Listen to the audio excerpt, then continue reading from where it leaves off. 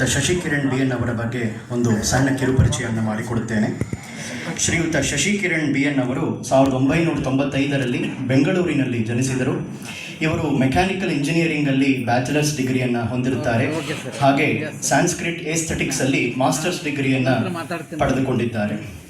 ಇವರು ಭಾರತೀಯ ಸಂಸ್ಕೃತಿ ಮತ್ತು ತತ್ವಶಾಸ್ತ್ರದ ಆನ್ಲೈನ್ ಜರ್ನಲ್ ಪ್ರೇಕ್ಷಾದಲ್ಲಿ ಸಹ ಸಂಪಾದಕರಾಗಿ ಕಾರ್ಯನಿರ್ವಹಿಸುತ್ತಿದ್ದಾರೆ ಮತ್ತು Gokhale institute of public affairs ಇಲ್ಲಿ ಗೌರವಾನ್ವಿತ ಜಂಟಿ ಕಾರ್ಯದರ್ಶಿಯಾಗಿ ಸೇವೆ ಸಲ್ಲಿಸುತ್ತಿದ್ದಾರೆ. ಹಾಗೆ ಇವರು ಅನೇಕ ಪುಸ್ತಕಗಳನ್ನು ರಚನೆ ಮಾಡಿದ್ದಾರೆ. ಇವರ ಪ್ರಸಿದ್ಧ ಸ್ವಂತ ರಚನೆಗಳು ಛಂದೋಗತಿ, ಸಾಹಿತ್ಯ Samhite, Vyakti Vibhuti, poets on poetics, grace and serenity, Pratipat Prakasha, Kriyakalpa. ಹಾಗೆ ಇವರ ಸಹಲಿಖಿತ ಕೃತಿಗಳು stories behind verses, Yaugandharam, Mahabrahmana, the art and science of Avadhanam in Sanskrit. ಇವರ ಸಂಪಾದಿತ ಕೃತಿಗಳು Ragabharati, a representative collection of doctor R Ganesh Kannada writings in 2 volumes. ಹಾಗೆಯೇ ಇವರ ಸಹ ಸಂಪಾದಿತ ಕೃತಿಗಳು DVG Sarasangraha, Nirlipti, selected writings of DV Gundappa, Vidyalankara ಮತ್ತು DVG ಥ್ರೂ ಲೆಟರ್ಸ್. ಹಾಗೆ ಇವರಿಗೆ ಮಹಾಬ್ರಾಹ್ಮಣದ ಸಂಸ್ಕೃತದಲ್ಲಿ ಅನುವಾದಿಸಿದ್ದಕ್ಕಾಗಿ ಕೇಂದ್ರ ಸಾಹಿತ್ಯ ಅಕಾಡೆಮಿ ಅನುವಾದ ಪ್ರಶಸ್ತಿಯನ್ನು 2021ರಲ್ಲಿ ಇವರಿಗೆ ಲಭಿಸಿದೆ. ಹಾಗೆಯೇ ಸಂಸ್ಕೃತದಲ್ಲಿ ಅವರ ಪಾಂಡಿತ್ಯಕ್ಕಾಗಿ ಬನ್ನಂಜೆ ಗೋವಿಂದಾಚಾರ್ಯರವರ ಪ್ರಶಸ್ತಿಯನ್ನು ಇವರಿಗೆ ಲಭಿಸಿದೆ. ಜೊತೆಗೆ ಇವರು ಇಂದಿನ ಉಪನ್ಯಾಸವನ್ನು ಜ್ಞಾಪಕ ಚಿತ್ರಶಾಲೆ ಚಿತ್ರಿಸುವ DVG ಎನ್ನುವ ಶೀರ್ಷಿಕೆಯಲ್ಲಿ ಇವರು ಒಂದು ಉಪನ್ಯಾಸವನ್ನು ಕೊಡಲಿದ್ದಾರೆ. ನಮಸ್ತೆ. ರುಚೋ ಅಕ್ಷರೇ ಪರಮೇಭ್ಯೋ ಮಂಜಸ್ಮಿನ್ದೇವ ಅಧಿವಿಶ್ವೇ ನಿಷೇಧು ಯಸ್ತನ್ನ ವೇದ ಕಿವೃಚಾ ಕರಿಷ್ಯತಿ ತಗಿತ್ತದ್ವಿದುಸ್ತ ಇಮೇ ಸಮಾಸತೆ. ಸಹನಾ ಭವತು ಸಹನೌ ಭುನಕ್ತು ಸಹ ವೀರ್ಯಂ ಕರವಾವಹೈ ತೇಜಸ್ವಿನಾವಧೀತಮಸ್ತು ಮಾ ವಿದ್ವಿಷಾವಹೈ. ಓಂ ಶಾಂತಿ ಶಾಂತಿ ಶಾಂತಿ. ಎಲ್ಲರಿಗೂ ನಮಸ್ಕಾರ. ಜ್ಞಾಪಕ ಚಿತ್ರಶಾಲೆ ಚಿತ್ರಿಸುವ DVG ಅಂತ ವಿಷಯ ಇದೆ. ಈ ವಿಷಯವನ್ನು ಕುರಿತು ಮಾತನಾಡೋದು, ಅದರಲ್ಲಿಯೂ ಗಣೇಶ್ ಅವರು ಮಾತಾಡಾದ ಮೇಲೆ ನನಗೆ ಯಾವ ರೀತಿ ಅನುಭವ ಆಗ್ತಾ ಇರುತ್ತೆ ಅಂತ ನಾನು ಹೇಳೋದು ಬೇಡ, ನಿಮಗೆ ಚೆನ್ನಾಗಿ ಗೊತ್ತಿರುತ್ತೆ. ಆದರೂ ಕರ್ತವ್ಯ ಮಾತನಾಡಬೇಕು. ಈ ವಿಷಯದ ಒಂದು ವಿಲಕ್ಷಣತೆ ಏನು ಅಂತ ಹೇಳಿದ್ರೆ, DVG ಅವರು ಮೊದಲಿಗೆ ತಮ್ಮ ನೆನಪುಗಳನ್ನ ಬರೆಯೋದಕ್ಕೆ ಸಮ್ಮತಿ ಇರಲಿಲ್ಲ ಅವರಿಗೆ. DVG ಅವರು ನನ್ನ ನೆನಪಿನ ಚಿತ್ರಗಳನ್ನ ಬರೆಯೋದು ಬೇಡ, ಬರೆಯೋದು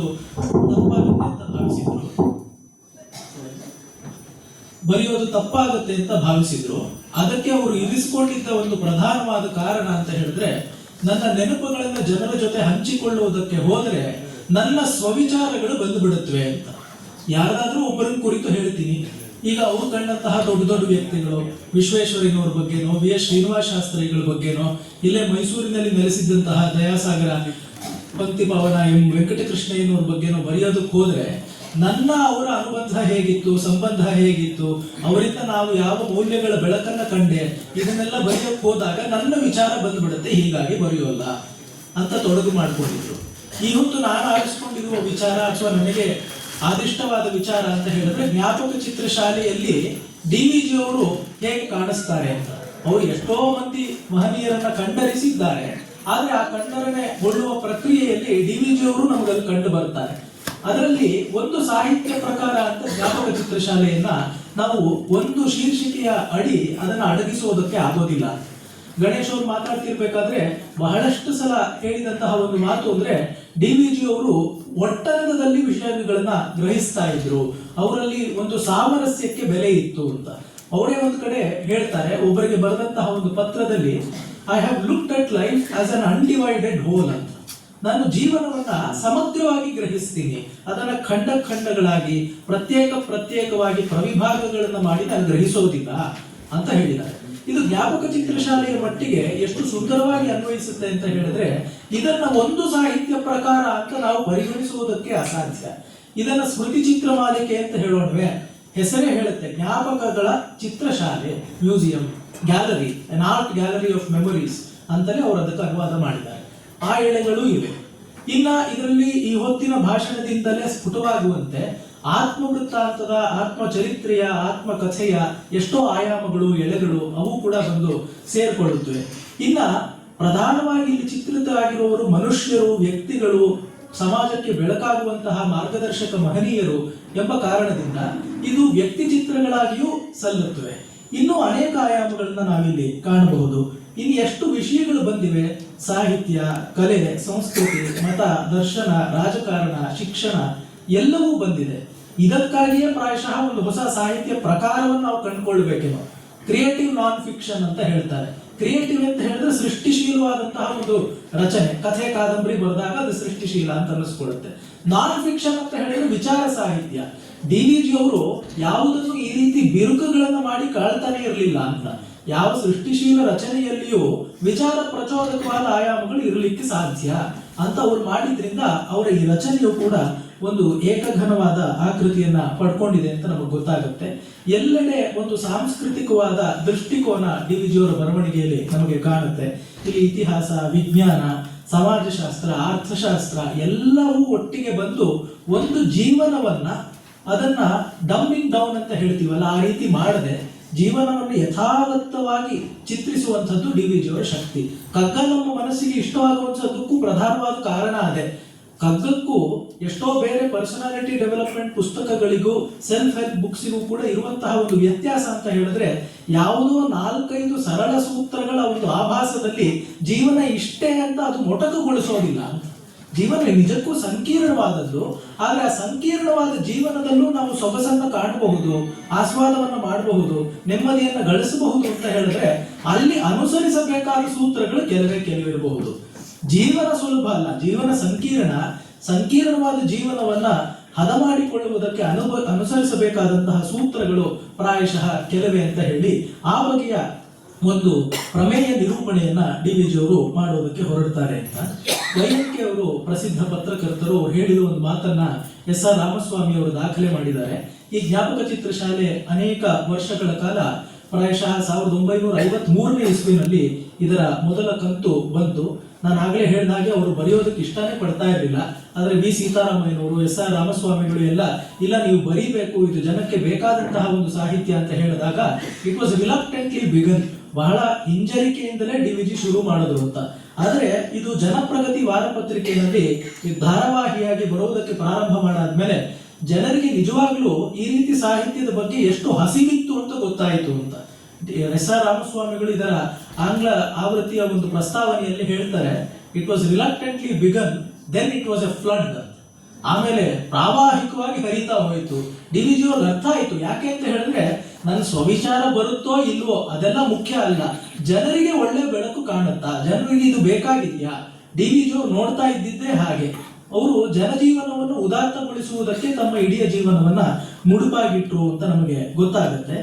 ಅವರು ವೈಯಕ್ತಿಕ ಈ ಸಾಹಿತ್ಯ ಬಂದಾಗ ಹೇಳ್ತಾ ಇದ್ರಂತೆ, ಏನು ಸಮಾಜದಲ್ಲಿ ಆ ಕಾಲದಲ್ಲಿ ಬೇರೆ ಎಲ್ಲ ಪ್ರಮುಖರು, ಸಾಮಾನ್ಯ ಜನರು ಬದುಕೇ ಇರಲಿಲ್ವಾ, ಅವ್ರ ಸುತ್ತಲೂ ಘಟನೆಗಳು ನಡೀತಾ ಇತ್ತು. ಆದ್ರೆ ಇದನ್ನು ಓದಿದಾಗ ಆ ಸಮಾಜದ ಆಗು ಹೋಗುಗಳಿಗೆ ಡಿ.ವಿ.ಜಿ ಒಬ್ಬರೇ ತಮ್ಮ ಕಣ್ಣುಗಳನ್ನ ತೆರೆದಿಟ್ಕೊಂಡಿದ್ರ ಅಂತ ಅನ್ಸುತ್ತೆ. ಯಾಕೆಂದ್ರೆ ಆ ಕಾಲಮಾನದಲ್ಲಿ ಅನೇಕ ಜನ ಸಾಹಿತಿಗಳು ಬದುಕಿದ್ರು, ಅನೇಕ ಜನ ಸಮಾಜ ಹಿತಚಿಂತಕರು ಆಗಿ ಹೋದ್ರು. ಆದ್ರೆ ಅವ್ರು ಯಾರು ಈ ಘಟನೆಗಳನ್ನ ಆ ಕಣ್ಣುಗಳಿಂದ ಕಂಡಿಲ್ಲ, ನಮಗೆ ಕಾಣಿಸಿಲ್ಲ. ಹೀಗಾಗಿ it was looked as if DVG was the only one who had his eyes open ಅಂತ ಬರೀತಾರೆ. ಅಂದ್ರೆ ಡಿ.ವಿ.ಜಿ ಅವರು ಅಷ್ಟು ವಿಶೇಷವಾದ ವ್ಯಕ್ತಿ ಅಂತ. ಈ ಜ್ಞಾಪಕ ಚಿತ್ರಶಾಲೆಯನ್ನು ಓದ್ತಿರ್ಬೇಕಾದ್ರೆ ಡಿ.ವಿ.ಜಿ ಅವರಿಗೆ ಗಣೇಶ್ ಅವರು ಹೇಳಿದ ಹಾಗೆ ಅನೇಕ ಮುಖಗಳು, ಆಯಾಮಗಳು ಎಲ್ಲ ಇವೆ. ಅವುಗಳಲ್ಲಿ ಪ್ರಮುಖವಾಗಿ ಇಲ್ಲಿ ಕಂಡು ಬರೋದು, ಅವರು ತಮ್ಮನ್ನು ತಾವು ಗುರುತಿಸ್ಕೊಳ್ತಾ ಇದ್ದಿದ್ದು ಒಬ್ಬ ಪತ್ರಕರ್ತ ಅಂತ.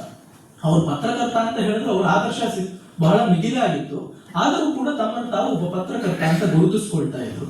ಇಲ್ಲಿ ಆ ಪತ್ರಕರ್ತನ ದೃಷ್ಟಿಕೋನದಿಂದ ಕೆಲವು ವಿಷಯಗಳು ಶೋಧಿತವಾಗಿ ಬಂದಾಗ ಯಾವ ಆಕೃತಿಯನ್ನು ಪಡ್ಕೊಳ್ಳುತ್ತವೆ, ಯಾರಿಗೂ ಗೊತ್ತಿಲ್ಲದಂತಹ ಕೆಲವೊಂದಷ್ಟು ಅಂಕಿಅಂಶಗಳನ್ನು, ಕೆಲವೊಂದಷ್ಟು ಘಟನೆಗಳನ್ನು ಡಿ.ವಿ.ಜಿ ಹೆಕ್ಕಿ ತೆಗೆಯಬಲ್ಲರು ಅಂತ ಹೇಳಿದ್ರೆ ಆ ಪತ್ರಕರ್ತನ ದೃಷ್ಟಿಯಲ್ಲಿ ಕೆಲಸ ಮಾಡಿದೆ ಅಂತ ಗೊತ್ತಾಗುತ್ತೆ. ಆದರೆ ಬರೀ ಪತ್ರಕರ್ತನ ದೃಷ್ಟಿ ಒಂದೇ ಇದ್ದಿದ್ರೆ ಅಗ್ಗವಾದ ಸಾಹಿತ್ಯ ಆಗ್ಬಿಡ್ತಾ ಇತ್ತು. ಜ್ಞಾಪಕ ಚಿತ್ರಶಾಲೆ ಅದು ಜೀವನೋತ್ಕರ್ಷಕ್ಕೆ ಸಾಧಕವಾದ ಒಂದು ಸಾಹಿತ್ಯ ಪ್ರಕಾರವಾಗಿ ಅದು ಒಡಮೂಡ್ತಾ ಇರಲಿಲ್ಲ. ಹೀಗಾಗಿ ಒಬ್ಬ ಪತ್ರಕರ್ತನ ದೃಷ್ಟಿಯನ್ನ ಇಟ್ಟುಕೊಂಡು ಅಂತರಂಗದಲ್ಲಿ DVG ಅವರು ದಾರ್ಶನಿಕರಾಗಿದ್ದರು. ಅವರೇ ಬರೆದಿದ್ದಾರಲ್ಲ, 2 ಕೋಣೆಗಳನ್ನು ಮಾಡು ಅಂತ. ಆ ರೀತಿಯಾಗಿ ಅವರು ಲೋಗರಾಟಗಳನ್ನು ಆಡ್ತಾ ಇದ್ರು. ತಮ್ಮ ಮಟ್ಟಿಗೆ ಎಲ್ಲದಕ್ಕೂ ಸಾಕ್ಷಿಯಾಗಿ ನಿಲ್ಲುವಂತಹ ತಾತ್ವಿಕರು ಅವರಾಗಿರ್ತಾ ಇದ್ರು. ಹೀಗೆ ಒಬ್ಬ ತಾತ್ವಿಕ ಎಲ್ಲ ಸಮಾಜದ ಈ ನಿತ್ಯ ಜೀವನದ ವ್ಯವಹಾರಗಳಲ್ಲಿ ಚೆನ್ನಾಗಿ ಆಕಂಠವಾಗಿ ನಿಮಗ್ನನಾಗಿ ಇದ್ದಾಗ ಅವನಿಗೆ ಯಾವ ಚೆನ್ನಾಗಿ ಒಂದು ಪರಿಪ್ರೇಕ್ಷೆ, ಪರ್ಸ್ಪೆಕ್ಟಿವ್ ಅಂತ ಹೇಳ್ತೀವಲ್ಲ, ಆ ರೀತಿಯಾದದ್ದು ಒದಗುತ್ತೆ. ಅದನ್ನು DVG ಅವರು ಇಲ್ಲಿ ಒದಗಿಸಿಕೊಟ್ಟಿದ್ದಾರೆ. ಮತ್ತೆ ಇದು ಎರಡನ್ನು ಎಷ್ಟು ಚೆನ್ನಾಗಿ ಹೇಳಿದ್ದಾರೆ ಅಂತ ಹೇಳಿದ್ರೆ, ಅವರಂತಹ ಸಾಹಿತಿ ಮಾತ್ರ ಇದನ್ನು ಬರೆಯೋದಕ್ಕೆ ಸಾಧ್ಯ. ಹೀಗೆ ಒಬ್ಬ ಪತ್ರಕರ್ತನ ಕಣ್ಣುಗಳು ಅದನ್ನೆಲ್ಲ ಜೀರ್ಣ ಮಾಡಿಕೊಂಡು ಸಮರಸವಾಗಿ ಅದನ್ನ ಕಾಣಿಸಬಲ್ಲಂತಹ ಒಬ್ಬ ದಾರ್ಶನಿಕನ ದರ್ಶನ ಶಕ್ತಿ ಮತ್ತು ಒಬ್ಬ ಒಳ್ಳೆಯ ಸಾಹಿತ್ಯ ಒಂದು ಅಭಿವ್ಯಕ್ತಿ ಕ್ರಮ ಅಷ್ಟನ್ನ ರಮಣೀಯವಾಗಿ ಹೇಳ್ತಾರೆ. ಈಗಷ್ಟೇ ಗಣೇಶ್ ಅವ್ರನ್ನ ಜ್ಞಾಪಿಸ್ಕೊಂಡ್ರಲ್ಲ, ನಿವೇದನದ ಪದ್ಯ ಮನಕ್ಕೆ ತೋರ್ಪ ಸೊಬಗನಿಲ್ಲ ಅಂತ. ಅಲ್ಲಿ ಹೇಳುವ ಕಲೆ ಅದನ್ನು ತಿಳಿದುಕೊಂಡವನು ನಿಜವಾಗ್ಲೂ ಸಾಹಿತಿ ಅಂತ ಹೇಳ್ತಾರೆ. ಈ ರೀತಿಯಾದದ್ದು ಜ್ಞಾಪಕ ಚಿತ್ರಶಾಲೆಯ ಒಂದು ಸಮನ್ವಯ ದೃಷ್ಟಿ ಅಂತ ನಮಗೆ ಗೊತ್ತಾಗುತ್ತೆ. ಇಲ್ಲಿ ಸಾಮಾನ್ಯವಾಗಿ 19ನೇ ಶತಮಾನದ ಆದಿಯಿಂದ ಅಥವಾ ಮಧ್ಯಭಾಗದಿಂದ 20ನೇ ಶತಮಾನದ ಮಧ್ಯಭಾಗದವರೆಗೆ 1 ಶತಮಾನದ ಇಡೀ ಪ್ರಧಾನವಾಗಿ ಅವರು ಬರೆದಿರೋದು ಹಳೆ ಮೈಸೂರಿನ ಕಥೆ. ಆದ್ರೆ ಒಂದು ಮಟ್ಟಿಗೆ ಇಡೀ ಕರ್ನಾಟಕದ್ದು, ದಕ್ಷಿಣ ಭಾರತ, ರಾಷ್ಟ್ರಮಟ್ಟ ಈ ರೀತಿಯಾದೆಲ್ಲ ಬರುತ್ತೆ. ಪ್ರಧಾನವಾಗಿ ಹಳೆ ಮೈಸೂರಿನ ಒಂದು ಇತಿಹಾಸವೇ ಇಲ್ಲಿ ನಮ್ಮ ಕಣ್ಣ ಮುಂದೆ ಬರುತ್ತೆ ಅಂತ ಹೇಳಿದ್ರೆ ತಪ್ಪಾಗಲಾರದು. ಮತ್ತೆ 53ರಲ್ಲಿ ಪ್ರಾರಂಭ ಆಯಿತು ಅಂತ ಹೇಳಿದೆ. ಕೊನೆ ಕಂತು ಬಂದಿದ್ದು DVG ಅವರು ಭೌತಿಕವಾಗಿ ಅಗಲಿದ ಮೇಲೆ 1977ನೇ ಇಸ್ವಿನಲ್ಲಿ. ಇಷ್ಟು ಕಾಲಮಾನದ ವ್ಯತ್ಯಾಸ ಇದೆ. ಜೊತೆಗೆ ಎಷ್ಟೋ 75ರಲ್ಲಿ ಅವರು ಕೂತ್ಕೊಂಡು ಬರೀತಿದ್ದಾಗ ಅವರು ಬರೀದಕ್ಕೆ ವಿಷಯವಾಗಿ ಸ್ವೀಕರಿಸಿದ ಘಟನೆಗಳು ಆಗ ಹೋಗಿ 40 ವರ್ಷ, 50 ವರ್ಷ, 60 ವರ್ಷಗಳೆಲ್ಲ ಆಗಿದೆ. ಅವ್ರು ಬರೆದಿರೋದು ನೋಡಿದ್ರೆ, ಈ ದಿಕ್ಕಿನಲ್ಲಿ ಇವ್ರ ಮನೆ ಇತ್ತು, ನಾವೆಲ್ಲೋ ಚಾಮರಾಜಪೇಟೆಯ 3ನೇ ಬೀದಿನಲ್ಲಿ ನಡ್ಕೊಂಡು ಹೋಗ್ತಿರ್ಬೇಕಾದ್ರೆ ದಕ್ಷಿಣಾಭಿಮುಖವಾಗಿ ಒಂದು ದೇವಸ್ಥಾನದ ದ್ವಾರವಿದೆ, ಅದರ ಪಕ್ಕ ಈ ರೀತಿ ಒಂದು ಹೋಟೆಲ್ ಇದೆ, ಆ ಹೋಟೆಲ್ ಪಕ್ಕ ವಾಸ ಆಗಿದ್ದವ್ರು ಇಂಥ ಶಾಸ್ತ್ರಿಗಳು ಅಂತ ಹೀಗೆ ಬರೀತಾರೆ. ಅಂದ್ರೆ ಎಷ್ಟು ಕಣ್ಣಿಗೆ ಕಟ್ಟಿದಂತೆ ಕರಾರುವಾಕ್ಕಾಗಿ ಅವ್ರು ಬರೀತಿದ್ದಾಗ, ನೆನ್ನೆ ನೋಡಿ ಇವತ್ತು ಬರ್ದಿದ್ದಲ್ಲ, 50 ವರ್ಷ 60 ವರ್ಷಕ್ಕೆ ಮುಂಚೆ ಆಗೋಗಿದೆ. ಅಂದ್ರೆ ಅವರ ನೆನಪಿನ ಶಕ್ತಿ ಅಷ್ಟು ಅಗಾಧವಾಗಿತ್ತು. ಹೀಗಾಗಿ ಅಂಥವರು ನೆನಪಿನ ಚಿತ್ರಗಳನ್ನ ಬರೆದಾಗ, ಸ್ಮೃತಿ ಚಿತ್ರಗಳನ್ನ ಬರೆದಾಗ ಅಷ್ಟು ಅಮೂಲ್ಯವಾದ ಸಾಹಿತ್ಯ ಪ್ರಕಾರವಾಗುತ್ತೆ ಅಂತ ನಾವು ಅರ್ಥ ಮಾಡ್ಕೊಳ್ಬಹುದು. ಮತ್ತೆ DVG ಅವರು ವಿಶಾಲವಾದ ಜನಸಂಪರ್ಕ, ಜೀವನಾನುಭವ ಅವ್ರಿಗಷ್ಟು ವಿಶಾಲವಾಗಿತ್ತು. ರಾಮಸ್ವಾಮಿಗಳೇ ಒಂದು ಮಾತನ್ನು ಹೇಳ್ತಾರೆ, ಅವರ ನೆನಪಿನ ಶಕ್ತಿ ಮತ್ತೆ ಅವರ ಅಂತರಂಗ ಬಹಿರಂಗ ಸಮನ್ವಯ ಇದೆಲ್ಲದಕ್ಕೂ ಮುಖ್ಯ ಕಾರಣ ಏನು ಅಂತ ಹೇಳಿದ್ರೆ, ಅವರು ಜನಜೀವನದಲ್ಲಿ ಅಷ್ಟು ಬೆರೆದು ಹೋಗಿದ್ರು. ಈ identified himself with the society at large ಅಂತ ಹೇಳ್ತಾ ಇದ್ರು. ಅಂದ್ರೆ ಯಾವುದೋ ಮಾತಿಗೆ ವೇದಿಕೆಯಿಂದ ನಾವು ಆಡುವಂತಹ ಮಾತು, ನಾವೆಲ್ಲವೂ ಸರ್ವಂ ಖಲ್ವಿದಂ ಬ್ರಹ್ಮ ಅಂತ ಜಪ ಮಾಡ್ಬಿಡ್ಬೋದು. ನಿಜಕ್ಕೂ ನನಗೂ ಇನ್ನೊಬ್ಬ ವ್ಯಕ್ತಿಗೂ ಇರುವಂಥದ್ದು ಒಂದೇ ಭಾವ ಅಂತ ನಡವಳಿಕೆಯಲ್ಲಿ ತೋರಿಸ್ಕೊಳ್ಳೋದಿದೆಯಲ್ಲ, ಅದು ನಿಜವಾಗ್ಲೂ ಮುಖ್ಯ ಅಂತ DVG ಅವರು ಆ ರೀತಿಯಾಗಿ ಇದ್ದವರು. ಹೀಗಾಗಿ ಇಲ್ಲಿ ಒಂದು ಗಾರೆ ಕೆಲಸ ಮಾಡುವಂತಹ ಶಿವಪಿಚ್ಚೈ ಮೊದಲಿಯಾರವರು ಬರ್ತಾರೆ, ಮತ್ತೆ ದಿವಾನರಾಗಿದ್ದಂತಹ ವಿಶ್ವೇಶ್ವರಯ್ಯನವರು ಬರ್ತಾರೆ. DVG ಅವರಂತಹ ವೈದಿಕ ಧರ್ಮ ಸಂಪ್ರದಾಯಸ್ಥರ ಬಗ್ಗೆ ಗೌರವಾದರಗಳನ್ನ ಉಳ್ಳಂತಹ ಸಾಹಿತಿಗಳು ಬರೀತಿದ್ದಿರ್ಬೇಕಾದ್ರೇನೆ ಬಂಡಿ ರಸೂಲ್ ಖಾನ್ ಅಂತ ಒಬ್ಬ ಮುಸಲ್ಮಾನ್ ಮಹನೀಯರು ಬರ್ತಾರೆ. ಇದೇ ರೀತಿ ವಿಶ್ವವಿದ್ಯಾಲಯಗಳಲ್ಲಿ ಓದಿ ಡಾಕ್ಟರೇಟ್ ಪದವಿ ಪಡೆದುಕೊಂಡು ಪ್ರಾಧ್ಯಾಪಕ ಪದವಿಯನ್ನ ಸಾರ್ಥಕಗೊಳಿಸಿದಂತಹ ಅಧ್ಯಾಪಕ ಶ್ರೇಷ್ಠರು ಬರುವಂತೆ ಜನತಾ ವಿಶ್ವವಿದ್ಯಾಲಯದಿಂದಲೇ ಶಿಕ್ಷಿತರಾದಂತಹ ಮಹನೀಯರು ಬರ್ತಾರೆ. ಎಲ್ಲ ಬಗೆಯ ಜನರು ಬರ್ತಾರೆ. ನಾನು ಹೇಳಿದ್ದಲ್ಲ, ಜೀವನ ಹೇಗಿದೆಯೋ ಅದನ್ನ ಹಾಗೆ ನೋಡಿದ್ರೆ, ಅಂದ್ರೆ ಸಾಹಿತ್ಯ ದೃಷ್ಟಿ, ದಾರ್ಶನಿಕನ ದೃಷ್ಟಿ ಎಲ್ಲ ಇಟ್ಕೊಂಡು ನೋಡಿದ್ರೆ ಯಾವ ರೀತಿ ಕಾಣಿಸುತ್ತೋ ಆ ರೀತಿಯಾಗಿ DVG ಅವರು ಬರೆದಿದ್ದಾರೆ. ಮತ್ತೆ ಇದನ್ನ ಚಿತ್ರಿಸ್ತಿರ್ಬೇಕಾದ್ರೆ ವ್ಯಕ್ತಿ ಚಿತ್ರವನ್ನೋ ಆತ್ಮವೃತ್ತಾಂತವನ್ನೋ ಒಂದು ಸಮಾಜ ಇತಿಹಾಸವನ್ನು ಬರೆಯೋದಕ್ಕೆ ಹೋದ್ರೆ ಎಷ್ಟೋ ಬಾರಿ ಹೇಳುವ ಕ್ರಮ ಅತ್ಯಂತ ಶುಷ್ಕವಾಗಿರುತ್ತೆ. ಆ ಶುಷ್ಕವಾಗುವುದಕ್ಕೆ ಒಂದು ಪ್ರಮುಖ ಕಾರಣ ಅಂತ ಹೇಳಿದ್ರೆ, ಆಯ್ಕೆ ಮಾಡಿಕೊಳ್ಳುವಂತಹ ಸಂಗತಿಗಳು ಎಷ್ಟೋ ಅಂಕಿ ಅಂಶಗಳಾಗುತ್ತೆ. ಈ ಇಸ್ವಿಯಿಂದ ಈ ಇಸ್ವಿಯವರೆಗೆ ಈ ಘಟನೆ ಘಟಿಸಿತು, ಇದ್ರ ಯಾಕೆ ಪ್ರಯೋಜನ ಆಗುತ್ತೆ? ವಿದ್ಯಾರ್ಥಿಗಳು ಓದಬೇಕು ಅಂತ ಹೇಳ್ತಾರೆ, ಅವ್ರು ಓದಿದ ಮಾರನೇ ದಿನ ಮರ್ತು ಹೋಗಿರುತ್ತೆ ಆ ಡೀಟೇಲ್ಸ್ ಅನ್ನ. ಆದ್ರೆ ಮರ್ತು ಹೋಗದಿರುವಂತೆ ಯಾವಾಗ ಆಗುತ್ತೆ ಅಂತ ಹೇಳಿದ್ರೆ, ನಮಗೆ ಅಲ್ಲಿ ಒಂದು ಜೀವನ ಮೌಲ್ಯ ಕಾಣಿಸ್ಬೇಕು. ಇದರಿಂದ ನಾನು ನನ್ನ ಜೀವನವನ್ನ ಏನಾದ್ರೂ ಒಂದು ಸ್ವಲ್ಪನಾದ್ರೂ ಹಸನಾಗಿಸಿ ಮಾಡಿಕೊಳ್ಳಬಲ್ಲೆನು ಅಂತ ಅದು ಕಾಣಿದಾಗ DVG ಅವರು ಆ ರೀತಿಯಾದ ಘಟನೆಗಳಿಗೆ ಪ್ರಾಧಾನ್ಯವನ್ನ ಕೊಟ್ಟು ಬರೆದಿದ್ದಾರೆ ಅಂತ ನಮಗೆ ಗೊತ್ತಾಗುತ್ತೆ. ಅವರದೇ ಒಂದು ಅರಿಕೆಯ ಮಾತು ನೋಡಿ, ವ್ಯಕ್ತಿ ಚರಿತ್ರೆಗೆ ಬೇಕಾದದ್ದು ಶೀಲ ನಿದರ್ಶಕವಾದ ಘಟನೆಗಳು. ಕ್ಯಾರೆಕ್ಟರ್ ರಿವೀಲಿಂಗ್ ಇನ್ಸಿಡೆಂಟ್ಸ್ ಅಂತ ಬರೀತಾರೆ.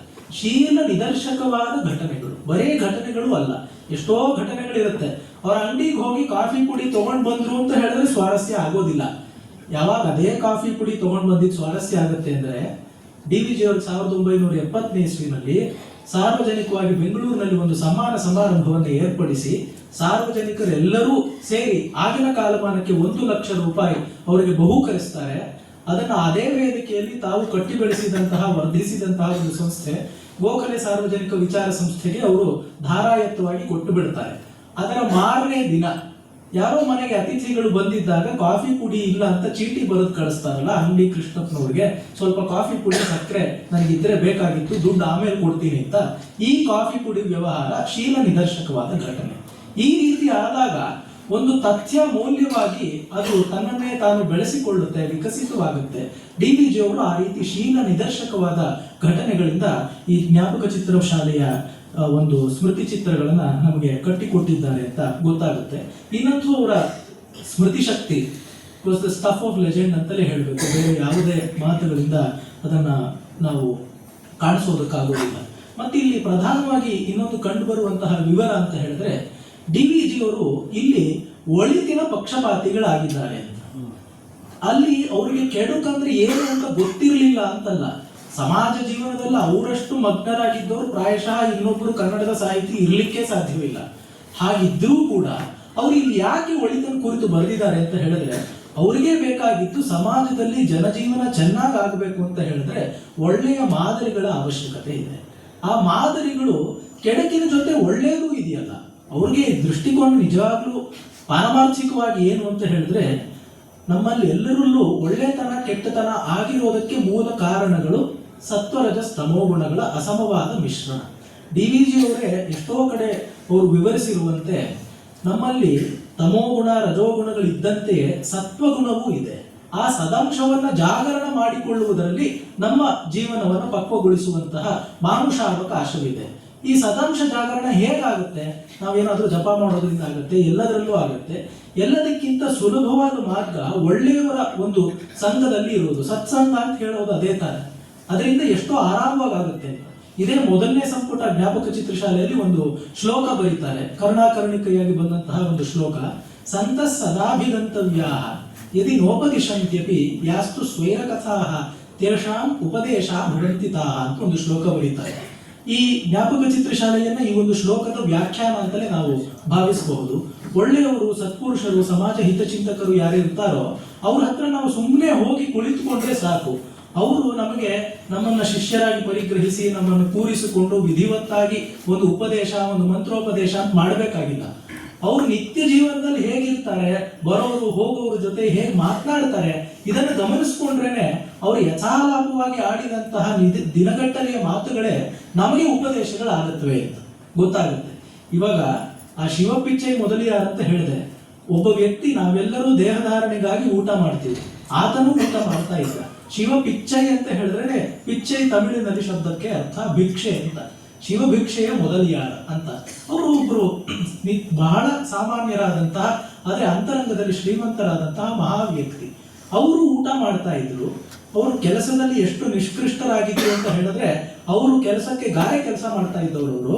ಅವರು ಕೆಲಸಕ್ಕೆ ಹೊರಡುವ ಸಮಯಕ್ಕೆ ಸರಿಯಾಗಿ ನಾವು ಗಡಿಯಾರವನ್ನು ಸರಿ ಮಾಡ್ಕೊಳ್ಬಹುದು, ಅಷ್ಟು ನಿಷ್ಕೃಷ್ಟವಾಗಿತ್ತು ಅವರ ಸೆನ್ಸ್ ಆಫ್ ಟೈಮ್, ಪಂಕ್ಚುಯಾಲಿಟಿ ಅಂತ ಬರೀತಾರೆ. ಹೀಗಿದ್ರೂ ಕೂಡ ಆ ಮನೆ ಕಟ್ಟುವಂತಹ ಸ್ಥಾನದಲ್ಲಿ ಅವ್ರು ಕುಳಿತುಕೊಂಡು ಊಟ ಮಾಡ್ತಾ ಇರಲಿಲ್ಲ. DVG ಅವರು, ನಾನು ಪತ್ರಕರ್ತ ಅಂತ ಹೇಳಿದ್ನಲ್ಲ, ಪತ್ರಕರ್ತರಿಗೆ ಕುತೂಹಲ ಇರುತ್ತೆ, ಯಾಕೆ ಹೀಗೆ ಮಾಡ್ತಿದ್ದಾರೆ, ಯಾವುದೋ ಒಂದು ವರ್ತನೆ ನೋಡಿದ ಕೂಡಲೇ ಇದು ಯಾಕೆ ಹೀಗೆ ಮಾಡ್ತಿದ್ದಾರೆ ಅಂತ they try to identify the reason. ಅವ್ರನ್ನ ಕೇಳ್ತಾರೆ DVG ಅವರು, ನೀವು ಯಾಕೆ ಇಲ್ಲೇ ಕೂತ್ಕೊಂಡು ಊಟ ಮಾಡ್ಬೋದಲ್ಲ, ಇನ್ನೂ ಅನುಕೂಲ ಆಗುತ್ತೆ, ಬೇಗ ಇಲ್ಲೇ ಮಾಡ್ಬೋದು ಅಂತ. ಅವ್ರು ಉತ್ತರ ಕೊಡುವಂತಹ ರೀತಿ ಹೇಗಿದೆ ಅಂತ ಹೇಳಿದ್ರೆ, ಪಕ್ಕದಲ್ಲಿಯೇ ಶಿವನ ದೇವಾಲಯವಿದೆ, ನಾನು ಅಲ್ಲಿ ಹೋಗಿ ಪ್ರಶಾಂತವಾದ ವಾತಾವರಣ, ಎತ್ತರಕ್ಕೆ ಬೆಳೆದಂತಹ ಒಳ್ಳೆಯ ಮರಗಳಿವೆ, ಒಂದು ಒಳ್ಳೆ ಕೊಳ ಇದೆ, ಎಲ್ಲದಕ್ಕಿಂತ ಹೆಚ್ಚಾಗಿ ದೇವತಾ ಸಾನ್ನಿಧ್ಯವಿದೆ. ಅಲ್ಲಿ ನಾನು ಹೊತ್ತು ಕುಳಿತು ಪ್ರಶಾಂತವಾಗಿ ನೆಮ್ಮದಿಯ ಮನಸ್ಸಿನಿಂದ ಕುಳಿತು ಶಿವಭಿಕ್ಷೆಯನ್ನು ಸ್ವೀಕರಿಸಿ ಪ್ರಸಾದವನ್ನು ಸ್ವೀಕರಿಸಿ ಬರ್ತೀನಿ, ಮನಸ್ಸಿಗೆ ಒಂದು ಪ್ರಶಾಂತಿ ಉಂಟಾಗುತ್ತೆ. ಅಂದ್ರೆ ಆ ವ್ಯಕ್ತಿ ಜೀವನದಲ್ಲಿ what he had valued in life, ನಮಗೂ ಕೂಡ ಮಾಡುವುದಾದ್ರೂ ಊಟವೇ, ಅವ್ರಿಗೂ ಮಾಡ್ತಾ ಇದ್ದಿದ್ದು ಊಟವೇ, ಆದ್ರೆ ಆ ಮಾಡುವ ಕ್ರಿಯೆಗೆ ಚೋದಕವಾಗಿ ಒದಗಿ ಬಂದುವಂತಹ ಮನೋಭಾವ, ಆ ಮನೋಭಾವವನ್ನು DVG ಅವರು ಇಲ್ಲಿ ಕಾಣಿಸ್ತಾರೆ. ಅದರಿಂದ ಇಲ್ಲಿ ಒಳಿತು ಕೆಡುಕುಗಳಿಗಿಂತ ಮೀರಿದಂತಹ ಒಂದು ಒಳಿತಿನ ವಿಶ್ವಾಸ, ಆ ಸದಂಶ ಜಾಗರಣಕ್ಕೆ ಬೇಕಾದಂತಹ ಮಾದರಿಗಳು ಇಲ್ಲಿ ಕಾಣಿಸುತ್ತೆ ಅಂತ ನಮಗೆ ಗೊತ್ತಾಗುತ್ತೆ. ಗಣೇಶ್ ಅವರು ಮಾತಾಡ್ತಿರ್ಬೇಕಾದ್ರೆ ಹೇಳಿದ್ರು, ಸಾಹಿತ್ಯ ಜೀವನದಿಂದ ಅದು ಹೆಚ್ಚಾಗಿರಬೇಕು, ಅದು ಲೋಕ ಜೀವನದ ಬಹಳ ಒಂದು ಕ್ಷುದ್ರವಾದ ಅನುಕರಣವಲ್ಲ, ಅನುಕೀರ್ತನೆ ಅಂತ ಭಾರತೀಯ ಪರಂಪರೆ ಹೇಳುತ್ತೆ. ನಮಗೆ ಕಿಟಕಿ ತೆಗೆದ್ರೆ ಸಾಕು ಬೀದಿ ಜಗಳ ಕಾಣುತ್ತೆ, ಅದೇ ನಿಜವಾಗ್ಲೂ ವಾಸ್ತವ. ಅದಕ್ಕಿಂತ ಹೆಚ್ಚಾಗಿ ಸಾಹಿತ್ಯ, ಅದಕ್ಕಿಂತ ಹೆಚ್ಚಾಗಿ ಪ್ರೇರಣೆ. DVG ಅವರಿಗೆ ಸಾಹಿತ್ಯ ಕೊಡಬಹುದಾದಂತಹ ಮಾಡಬಹುದಾದಂತಹ ಪ್ರಯೋಜನಗಳಲ್ಲಿ ಎರಡು, ಒಂದು ಆನಂದ, ಇನ್ನೊಂದು ಸತ್ಪ್ರೇರಣೆ. ಆ ಸತ್ಪ್ರೇರಣೆ ಅಂತ ಅವರೇ ಬಳಸಿರುವಂತಹ ಶಬ್ದ. ಆ ಸತ್ಪ್ರೇರಣೆ ಒದಗುವಂಥದ್ದು ಈ ರೀತಿಯ ಜನಜೀವನದ ಒಂದು ಶಿಕ್ಷಣದಿಂದ ಅಂತ ನಮಗೆ ಗೊತ್ತಾಗುತ್ತೆ. ಈ ರೀತಿಯಾಗಿ ನಾವು ಜ್ಞಾಪಕ ಚಿತ್ರಶಾಲೆಯನ್ನ ಅರ್ಥ ಮಾಡಿಕೊಳ್ಬೇಕು. ಇದಕ್ಕೆ ಒಂದು ಉದಾಹರಣೆಯನ್ನು ಕೊಟ್ಟು ನಾನು ಮುಂದಕ್ಕೆ ಹೋಗ್ತೇನೆ. ಜ್ಞಾಪಕ ಚಿತ್ರಶಾಲೆಯನ್ನ ಅರ್ಥೈಸಿಕೊಳ್ಳುವುದಕ್ಕೆ ಒಂದು ಸಣ್ಣ ಸೂತ್ರದ ರೀತಿಯಲ್ಲಿ ಅಂದ್ರೆ, ಎಲ್ಲರಿಗೂ ಮಂಕುತಿಮ್ಮನ ಕಗ್ಗ ಗೊತ್ತು. ಆ ಮಂಕುತಿಮ್ಮನ ಕಗ್ಗಗಳಲ್ಲಿ ಇರುವಂತಹ ಸೂತ್ರಗಳಿಗೆ ಈ ಜ್ಞಾಪಕ ಚಿತ್ರಶಾಲೆಯ ಚಿತ್ರಗಳು ಭಾಷ್ಯದಂತೆ ಇವೆ. ಈ ಮಹಾಭಾರತದಲ್ಲಿ ಭಗವದ್ಗೀತೆನೂ ಬರುತ್ತೆ. ಭಗವದ್ಗೀತೆ ಒಂದು ರೀತಿ ಮಂಕುತಿಮ್ಮನ ಕಗ್ಗದಂತೆ, ಅಲ್ಲಿ ಇರುವಂತಹ ಎಲ್ಲ, ಅಥವಾ ಕಗ್ಗ ಗೀತೆಯಂತೆ. ಆ ರೀತಿಯಾಗಿರುವುದು ಆ ಕಗ್ಗದ ಗೀತೆಯಲ್ಲಿ ಹೇಳಿರುವಂತಹ ತತ್ವಗಳಿಗೆ ಹೇಗೆ ಒಂದು ಜೀವನದ ಭಾಷ್ಯವಾಗಿ ಮಹಾಭಾರತ ಇದೆಯೋ, ಅದನ್ನು ಅರ್ಥ ಮಾಡ್ಕೊಳ್ಳೋದಕ್ಕೆ ಅವಕಾಶ ಇದೆಯೋ, ಅದೇ ರೀತಿ ಕಗ್ಗದಲ್ಲಿ ಬಂದಿರುವಂತಹ ಎಲ್ಲ ಜೀವನ ದರ್ಶನಗಳಿಗೂ ನಿದರ್ಶನಗಳಾಗಿ ಈ ಜ್ಞಾಪಕ ಚಿತ್ರಶಾಲೆಯ ಸಂದರ್ಭಗಳಿವೆ ಅಂತ ನಾವು ಭಾವಿಸಬಹುದು. ಇನ್ನ ಮುಂದಿನ ಘಟ್ಟದಲ್ಲಿ ಈ 8 ಸಂಪುಟಗಳಿವೆ DVG ಅವರು ಬರೆದಿರುವಂತಹ ಜ್ಞಾಪಕ ಚಿತ್ರಶಾಲೆಗೆ. ಪ್ರಾಯಶಃ ಇಷ್ಟು ಅಗಾಧ ಪ್ರಮಾಣದಲ್ಲಿ ಸ್ಮೃತಿ ಸಾಹಿತ್ಯ ಪ್ರಪಂಚದ ಬೇರೆ ಭಾಷೆಗಳಲ್ಲಿ ಇವೆಯೇ, ನಮ್ಮದೇ ಬೇರೆ ನುಡಿಗಳಲ್ಲಿ ಇವೆಯೇ, ಪ್ರಾಯಶಃ ಈ ಪ್ರಮಾಣದಲ್ಲಿ ಇಷ್ಟು ಒಳ್ಳೆಯ ರೀತಿಯಲ್ಲಿ ಇರಲಾರದು. ಆ ಒಂದು ರೀತಿಯಿಂದಲೂ ಕೂಡ ಇದಕ್ಕೆ ಅನನ್ಯತೆ ಇದೆ ಅಂತ ನಾವು ಅರ್ಥ ಮಾಡ್ಕೊಳ್ಬಹುದು. DVG ಅವರು ಆ 8 ಸಂಪುಟಗಳಿಗೂ ಅರಿಕೆ ಅಂತ ತಮ್ಮ ಲೇಖಕನ ನುಡಿಯಾಗಿ ಬರೆದಿದ್ದಾರೆ. 8ನೇ ಸಂಪುಟ ಅವರು ಈ ಕಾಲವಾದ ಮೇಲೆ ಬಂತು, ಆದ್ರೆ ಎಷ್ಟೋ ಸಂಪುಟಗಳಿಗೆ ಬರೆದಿದ್ದಾರೆ. ಅಲ್ಲಿ ನೋಡಿ, ಅಲ್ಲಿ ಹೇಳಿರುವಂತಹ ಕೆಲವು ಮಾತುಗಳನ್ನ ನಾವು ಗಮನಿಸಿಕೊಂಡ್ರೆ DVG ಅವರಿಗೇನೆ ಇದನ್ನ ಜನ ಹೇಗೆ ಓದಿ ಅರ್ಥ ಮಾಡ್ಕೊಳ್ಬೇಕು ಅಂತ ಗೊತ್ತಾಗುತ್ತೆ ಅಂತ. ಇವಾಗ ಎಷ್ಟೋ ಬಾರಿ DVG ಅವರು ಏನ್ ಮಾಡ್ತಾರೆ ಅಂತ ಹೇಳಿದ್ರೆ, ಇವಾಗ ಋತ ಸತ್ಯ ಧರ್ಮವನ್ನು ಬೇರೆ ಒಂದು ಸಂಸ್ಕೃತಿಯನ್ನು ಬರೀತಿರ್ಬೇಕಾದ್ರೆ ಅಲ್ಲೊಂದು ಸಣ್ಣ ಟಿಪ್ಪಣಿ ಹಾಕ್ತಾರೆ. ಬೇರೆ ಪುಸ್ತಕಗಳಲ್ಲೂ ಕಂಡು ಬರುತ್ತೆ. ಇದೇ ಲೇಖಕನ ಸಾಹಿತ್ಯ ಶಕ್ತಿ ಎಂಬ ಪುಸ್ತಕವನ್ನ ನೋಡಿ ಒಂದು ಟಿಪ್ಪಣಿ ಬರೆದಿರ್ತಾರೆ.